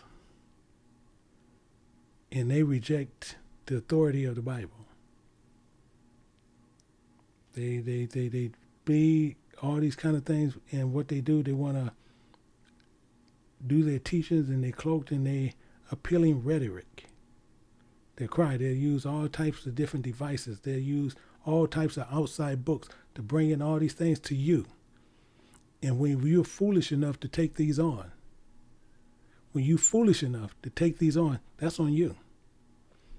They'll sit there, well, we got the Book of Mormon, we got this book, we got that book, we got this book. And you sitting in all these books that's outside of the book of the original King James Bible. You're going to get caught up in principles, which is going to get you caught up. So the same thing is why I sit there, and I said even from the beginning, and why you even seen the image of Martin Luther King in the principles he ran on how he deceived many people. He deceived many of our mothers, our fathers, our forefathers, our uncles, our aunts, our grandfathers. How he deceived many people. Many people was deceived based on what he did. And we need to pay close attention, because one of the things that he pushed, when people really think about what I'm getting ready to tell you, the strongest thing he pushed was nonviolence. Nonviolence. It's not for the faint of heart. The doctrine taught by King practicing nonviolence is profound emotional, mental, and spiritual commitment, is what he made sure of. This is why I say I want you to pay real close attention to what I say. And I'm gonna be in Zoom. And I want anyone, even people, some people who participated in the marches and everything, I would love to hear you to even try to back up your reason for doing what you did and how wrong you was in doing it. Because nonviolence is not for the faint of heart, because he wants you to do something emotional, mental, and spiritual that he would not do. Yet when you're looking in the Bible made it clear that a person should not assist or encourage. The Bible is clear. It is clear on this. It says to not assist nor encourage evil conditions. Let's look at some of this. We're going to look at the Proverbs, and we're going to look at Proverbs chapter 4, verse 14. He's telling you right up front, and this is something he pushed. Enter not into the path of the wicked, and go not into the way of evil men. You see, he's clear on what he's saying. But how we can understand or interpret this and understand and put it in our terms. Jehovah does not advocate destructive situations. The shepherd of the flock is not leading them. He don't lead you in the way of parallels and what's going on. In reflecting upon nonviolent doctrines championed by King. The path that's laden, that he said that we have to sacrifice in sufferings. His intentions was falsely sought, eloquating injustice and illuminated by this Proverbs chapter 4, verse 14. Raises concern deliberately, placing oneself in the path of evil wickedness, even with the so-called noble intentions, is caution against the scriptures. So in essence, the Lord our shepherd guides us as his flock towards the pastures of righteousness. And he teaches you away from the snares of hatred. Jehovah guidance isn't about seeking harm or intentionally placing oneself in a line of danger. Instead, danger will approach you. Not you go approach danger. You can even see the woman who had 7 sons. They didn't go to the king and say, we want you to test us. They brought them. This is about fortifying oneself with the armor of faith, ensuring that even when you face with adversities, you remain steadfast in the divine path. So you have these false prophets throughout scriptures. False prophets is engaging in leading people to these things. Let's look at something. I want to pull in some more stuff to make sure we all understand and stay on the same page. In Jeremiah chapter 28, but we're going to pick it up at verse 15. And this is one thing I want you to really pay close attention to, because it's going to speak on this. He said to the prophet Jeremiah, then said the prophet Jeremiah unto Hananiah the prophet, hear now, Hananiah, the Lord has not sent thee. The same people will sit there and try to hold king at. The Lord didn't send him. You can sit there and people can sit there all day long. That'll never change. He didn't send thee, but thou makest this people to trust in a lie. I want you to think about something. I want you to think about this real good. And I'm going to run both verses, then we're going to stop and we're going to have a conversation. It says, therefore, thus saith the Lord, remember, I will cast thee from off the face of the earth. Thou shalt die, because thou hast taught rebellion against the Lord. The reason this is here, Hananiah false assurances of peace, the same as what King did. No difference. That's why we want you to pay attention to what I'm saying. King did the same thing. He had people marching for the past 60 years. Black people are still marching for equality and justice today. Tell me they're not doing it. Tell me they're not doing it. because I'll show you a liar.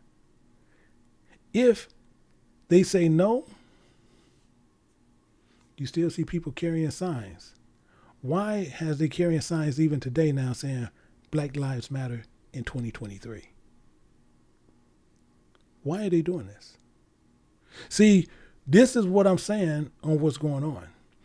This is why when we look at truth, see, we removing who this person, who everybody wants to say this person is. What I'm saying is what is truth. When we look at Antiochus, whose surname was Epiphanes, you look in the book of Maccabees, he emerged as a tyrant, leading many Jews, many followers of Christ astray with enforce of Hellenization of the temple.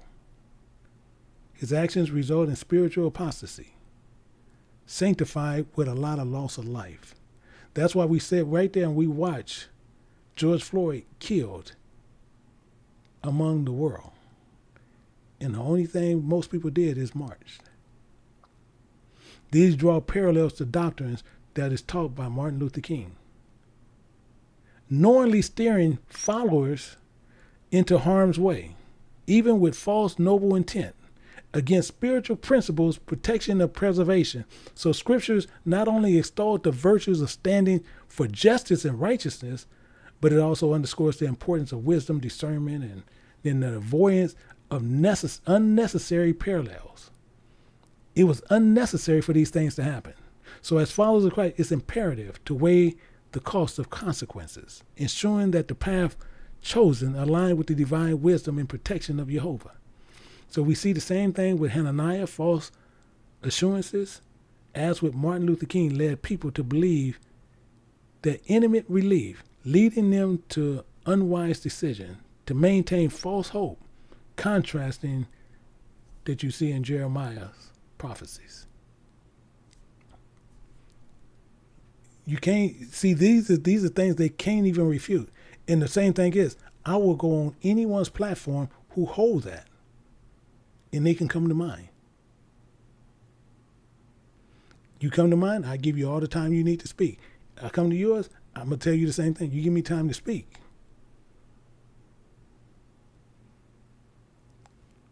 See, King, he said, nonviolence seeks to defeat injustice. I want you to, this is why I say I want you to pay attention, cult leaders. Cult leaders. Nonviolence seeks to defeat injustice, not people. King notions parallels with spiritual teachings about confronting systems rather than individuals. I want you to pay real close attention to what I'm saying. That's why I say I want you to pay attention to what's coming out of my mouth. Let's look at something a little bit closer, because we got to make sure we all tie it in to what we see. We will find this also in Ephesians chapter 6, looking at verse 12.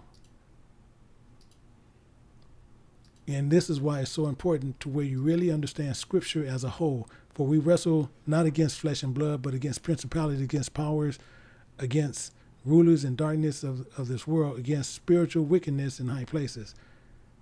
Ephesians chapter 4, chapter 6, and verse 12 tells us this.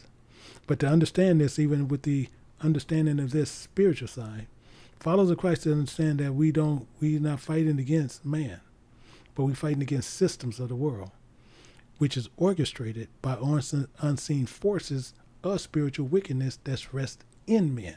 Everybody understand that? I want to make sure everybody understand what I'm saying. For we wrestle not against those things. It's not against men, but against systems of the world that is orchestrated by unseen forces of spiritual wickedness that is in man.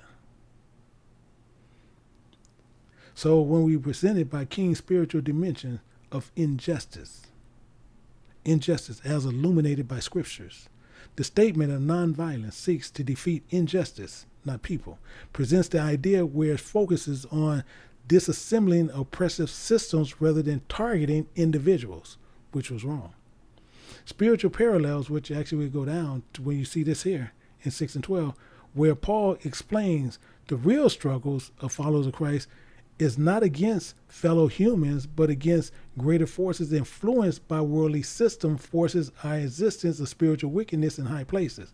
So when we understand this injustice, the core of injustice is a spiritual realm that signifies the deviation from God, righteousness in its degrees, which is the manifestation of ungodliness and unrighteousness, where systems, rather than upholding God's justice, keep alive harm. Injustice spiritually is emboldened. That forces one to stand contrary to God and willingness to sow discourse and oppression of sin. So when we look at this carnally, I want to show you something carnally. Injustice.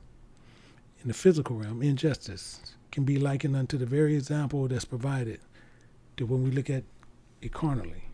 I want you to understand what I'm saying, because I was even asked this in the back once, and I tell you all day long, you should have one. But the person said, should I have a gun? It's kind of comical. See, the gun itself is an inanimate object, neutral, it's passive. I'm going to explain it. So the intent of the wielder transformed from the instrument of harm. So this system of structures is motionless, but it's influenced by the power that can turn these systems into vehicles of injustice. Systems that do not inherently discriminate based on color or ethnicity. So it's people who manipulate the system, who introduce prejudice and biases. I want you to follow what I'm doing, but understand where we're coming from. So when you're looking at people like King, who's saying he fought against injustices, these entire forces should have been on prejudice systems and systematic discrimination. That's what it should have been on. The injustices we are faced with being Pacific grouped, while injustice as the concept goes beyond color or ethnicity. The context that King's struggle was tied to a system, an idea of injustice for all people, whites and black, which is in his speech, which is a lie. Because it's not racial hatred or oppression faced by what you see in today's time. It's in Black Americas. So this was created by an unwise leader. Throughout Scripture, there are instances of leaders who are unwise decisions who have followers towards peril. The same you see with Pharaoh. He was unwise about what he did. You see, he had his army to go after Israel in the Red Sea, and you see he met his demise. You see the same thing is where the influence of Jezebel introduced idolatry, leading Israel into apostasy. His action, actually I can show that real quick, because I can do that one a little bit quicker. 1 Kings chapter 16, and we look at 29 through 33.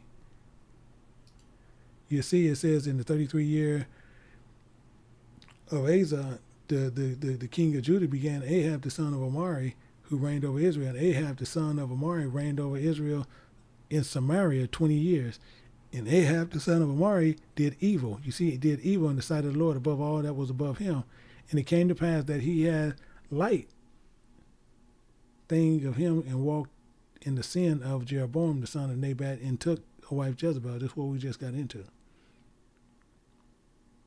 See, false prophets in the times of Jeremiah, these false assurances that people lead people to these things. You have leaders such as you see in Ezekiel in chapter 8. And I encourage everybody to read that entire part. Chapter 8. The prophet shown in the vision of elders of Israel engaging in idol worship, leading people away from Jehovah. The same as I showed you the seductive leaders in Wisdom of Solomon chapter 14. I showed you those. You should go back and read the entire chapter 14 of Wisdom of Solomon. The origin of idolatry and how they are discussed in the detail how leaders introduce false cultic type practices and leading people astray. These leaders both directly and indirectly influence their followers to follow a path that is not aligned with the words from God, which is in Jehovah, the commandments that's leading you to spiritual demise. So as we draw these parallels when we're looking at king and other people, conflict is these stances. The Bible does not advocate enduring evil and instructs followers of Christ to move towards these things. How often do you glimpse on the world and you marvel and be wondering the choices of fellow friends, families, members make? Appealing events, individuals are like sheep led to the slaughter. They follow false prophets, forsaking the true word of God for the precepts of men. When you think back, you look on the tragedy as it unfolds, even when you look at Guyana, you had over 900 followers of people who went with this charismatic leader, Jim Jones, consumed with cyanide and laced with Kool-Aid. Well, Kool-Aid laced with cyanide, to say. They thought they were seeking salvation, and they found death. They always want to separate you from your people. Not live amongst them, but they want to separate you from people. They masterfully do this. They do it even in today's time. In today's time, the same thing happened. We look at something I want to show you in Matthew chapter 7, looking at verse 15. It's telling you right up front, beware of false prophets which come to you in sheep's clothing, but inwardly they are ravaging wolves.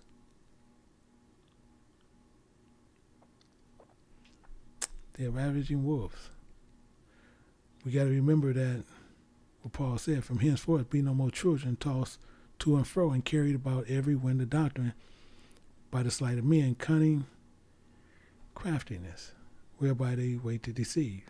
These cult leaders seek to exploit our vulnerabilities and longing for acceptance and understanding our deepest fears and greatest hopes. Yet equipped with the word of God, we can resist these cunning craftiness that they seek to do this. So the same thing, I'm going to give you a few things before we even get out of here. We need to understand the complexities, what individuals find in themselves that ensnared by cult leaders, the charismatic tactics and misleading organizations of these leaders. These allure cults. Wonder if they can be individuals on what they do.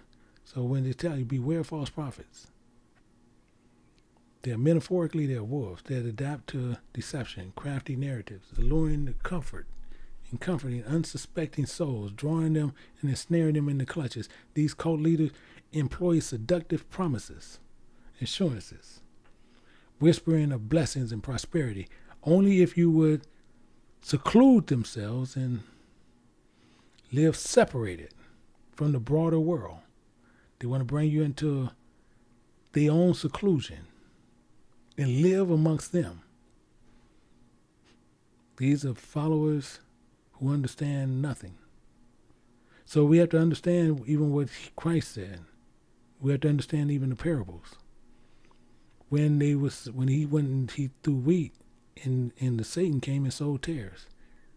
His workers wanted to divide them, because they was living amongst them. What did Christ say? Let the wheat and tares grow together. But first he's going to gather up all the tares, and then he's going to burn them. So he didn't sit there and say, separate them and put them over here and then let those go over here. But people teach that same doctrine. They teach the doctrine to where they want you to separate yourself to where they can stay there, and then there'll be a guide based in the community that you live in. Charismatic tactics of cult leaders. And the first thing they're going to do is authoritarian, or they're going to be authoritarian cult leaders. They include in their presence, demanding unwavering loyalty and assertion of dominance over every aspect of a member's life within that place. They're going to use manipulative tactics. That's why people can say they can visit some of these cultic places. They'll say, man, it was so peaceful. So yeah, that's just like an experience at Disneyland. You go to Disney, it was so different. Yeah, because Disneyland is giving you an experience. And that's all they're doing. They're giving you an experience because you're on that place of Disneyland. Yeah, these places, they do that. You have that straightway church that they do. They live on all these different places. They're giving you the same thing, Disneyland. They want to go there, but the ones who is God is the ones who's over that whole place. And all the thing, they say, well, you ain't never got to pay another bill. Let them don't pay the taxes and see where you not get put out. They use manipulative tactics. They skillfully employ physiological tools like gaslighting, guilt tripping, love bombing, and assert control, ensuring members are mentally tied to them. They're going to use financial exploitation. Members often find themselves under pressure to financially support the leader or the group, surrendering their resources in the belief that they're serving the higher cause. They're going to do this with the isolation. Cults frequently encourages the detachment from mainstream society. Come live over here in this community. Come live among us. Come from amongst those people. They're going to use Bible verses and say, this is what he wants us to do. He said, no, let the wheat and tares grow together. When he comes, he's going to separate them.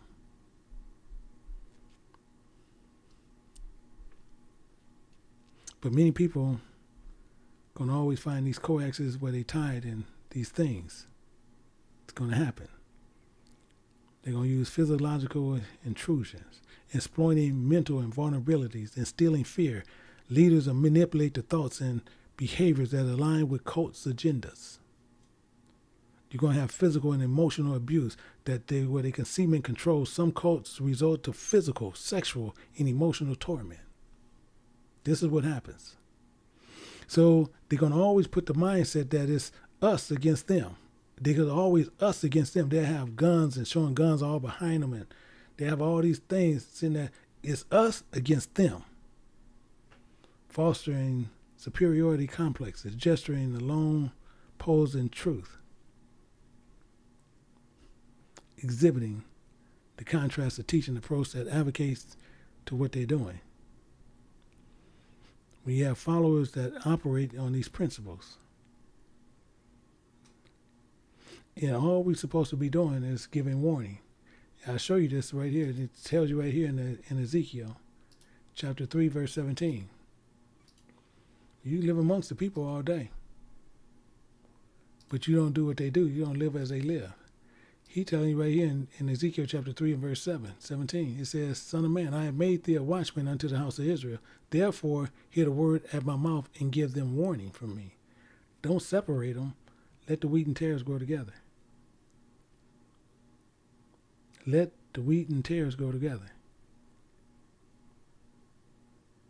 And if they choose not to, let's look at something. We'll pick this up in Ezekiel chapter 33. We'll look at something. 33, we're going to look at chapter 33 and verse 6.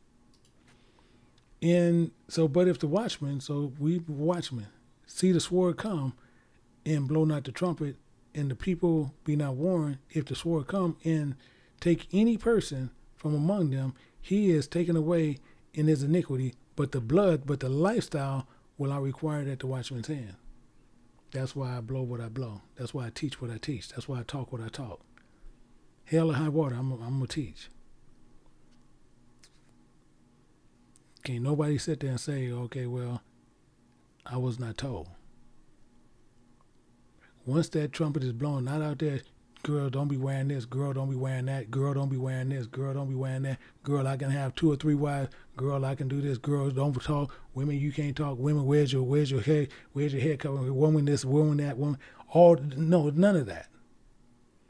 You give them warning on what he's coming back to do and what you need to be doing.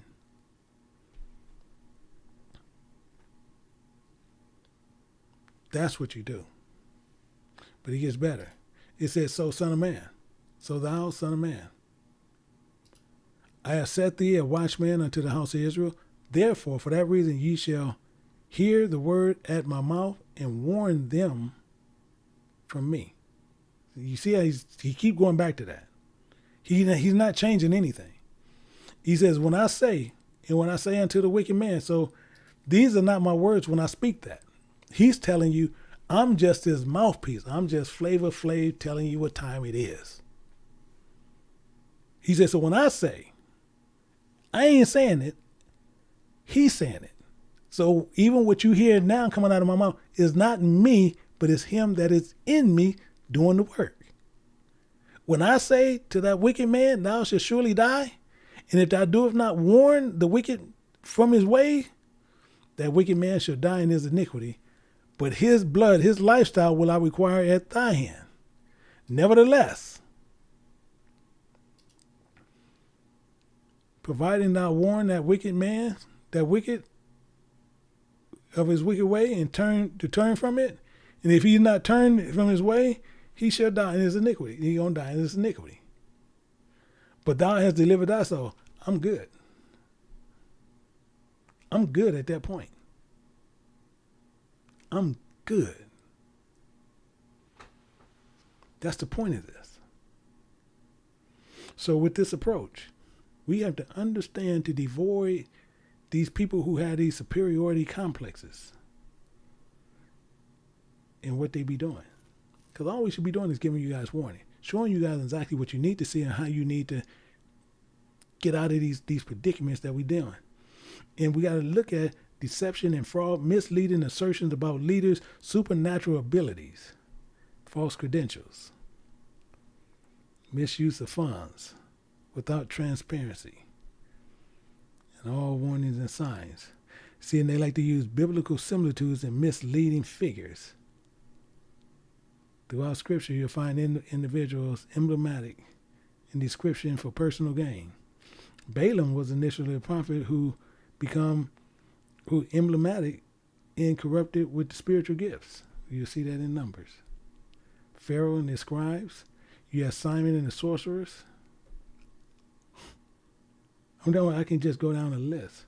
But just to say this, before we get out of here, some examples in isolation of mainstream society, which you always watch for. Physical isolation, living in a communal setting or isolated location away from family and friends. You watch that. Some of y'all are not going to watch it, and deservingly so, you should go to hell.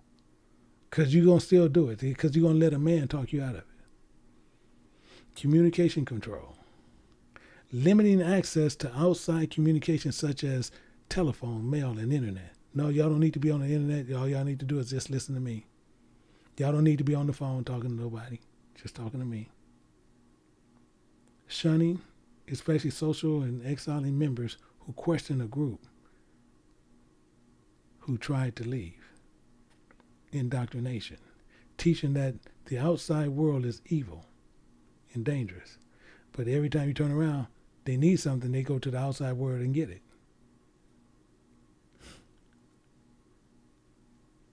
Enforcing the belief of the group. There, where they are right now, is the only safe place.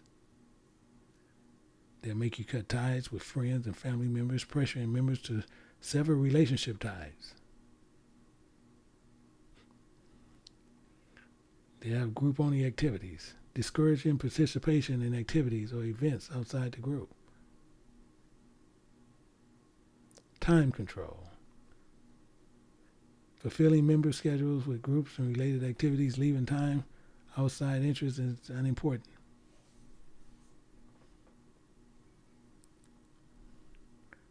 They use selective interpretation, emphasizing on certain passages and ignoring others to support the group's belief and practices. They do reinterpretations, giving you new meanings to passages to fit the group's beliefs and goals. They like to do a lot of cherry picking, selectively quoting passages to support the group's teaching while ignoring others that might contradict them. They like to use things out of context, quoting passages in a way that takes out from the original context. They like to use the things of exegesis and hermeneutics, propaganda, Bible verses as slogans, the affirmation that reinforces the group beliefs and controls over its members. These are things the way you find what you see within cult members. Fear-based control, uses the Bible to create fear and guilt. Says claiming those who leave the group. You leave the group, you face eternal damnation. It's important to note that all cults use this Bible for manipulation. All cults. Not one don't.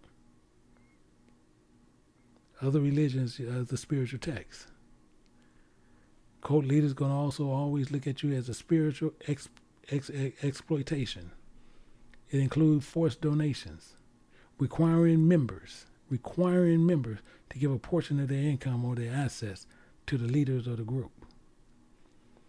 Many times they'll pressure you to give more, constantly urging members to give more money or their resources, even if it causes financial hardship on your end. Justification for their exploitation, claiming that the leader of the group needs funds for a noble or divine purpose. That's what they do. Demonstrating their faith and devotion. They're going to live a lifestyle of luxury, using the group funds to support their lifestyle or their business scheme. Misuse of the funds, raising funds for these explorations. So as we draw these lights and as we look at this and what we went into, I want you guys to remember one main thing. Excuse me.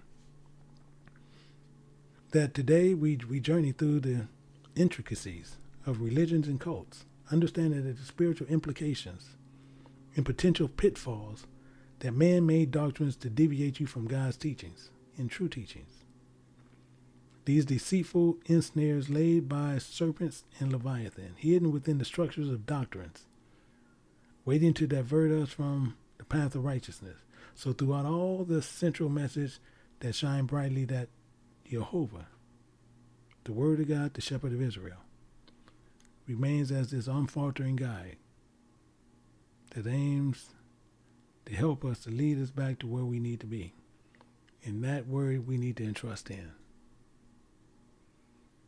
Other than that, we leave even today that many people still fall to the pitfalls of deceit because they're going to stay unwise, no matter what. So until we look to gather again and dig more into what we need to understand, we'll see more. So the same thing I was saying to everybody, if you, as I said, we will be going into Zoom. If you refresh your screen, you will see the link for Zoom that you'll see it inside of there. Inside right now in the description to where you can go in there. We do have class today. The class that will be going at 3. And if you didn't receive the emails are going out as I speak. So you guys will be receiving that for class today at 3 o'clock. And that's 3 o'clock Pacific time, 5 o'clock Central time, and 6 o'clock Eastern time. So I say to each and every person, again, we're getting ready to do a Zoom meeting right now. And I say right now until next time. I say to each and every person, go back and check the words that we did and go back and study what we had you to study. And if anybody who have anything contrary to say, well, I'll be in the back and I'll be right back there, but we will move it right back live. So with that, I say to each and every person, until next time, shalom.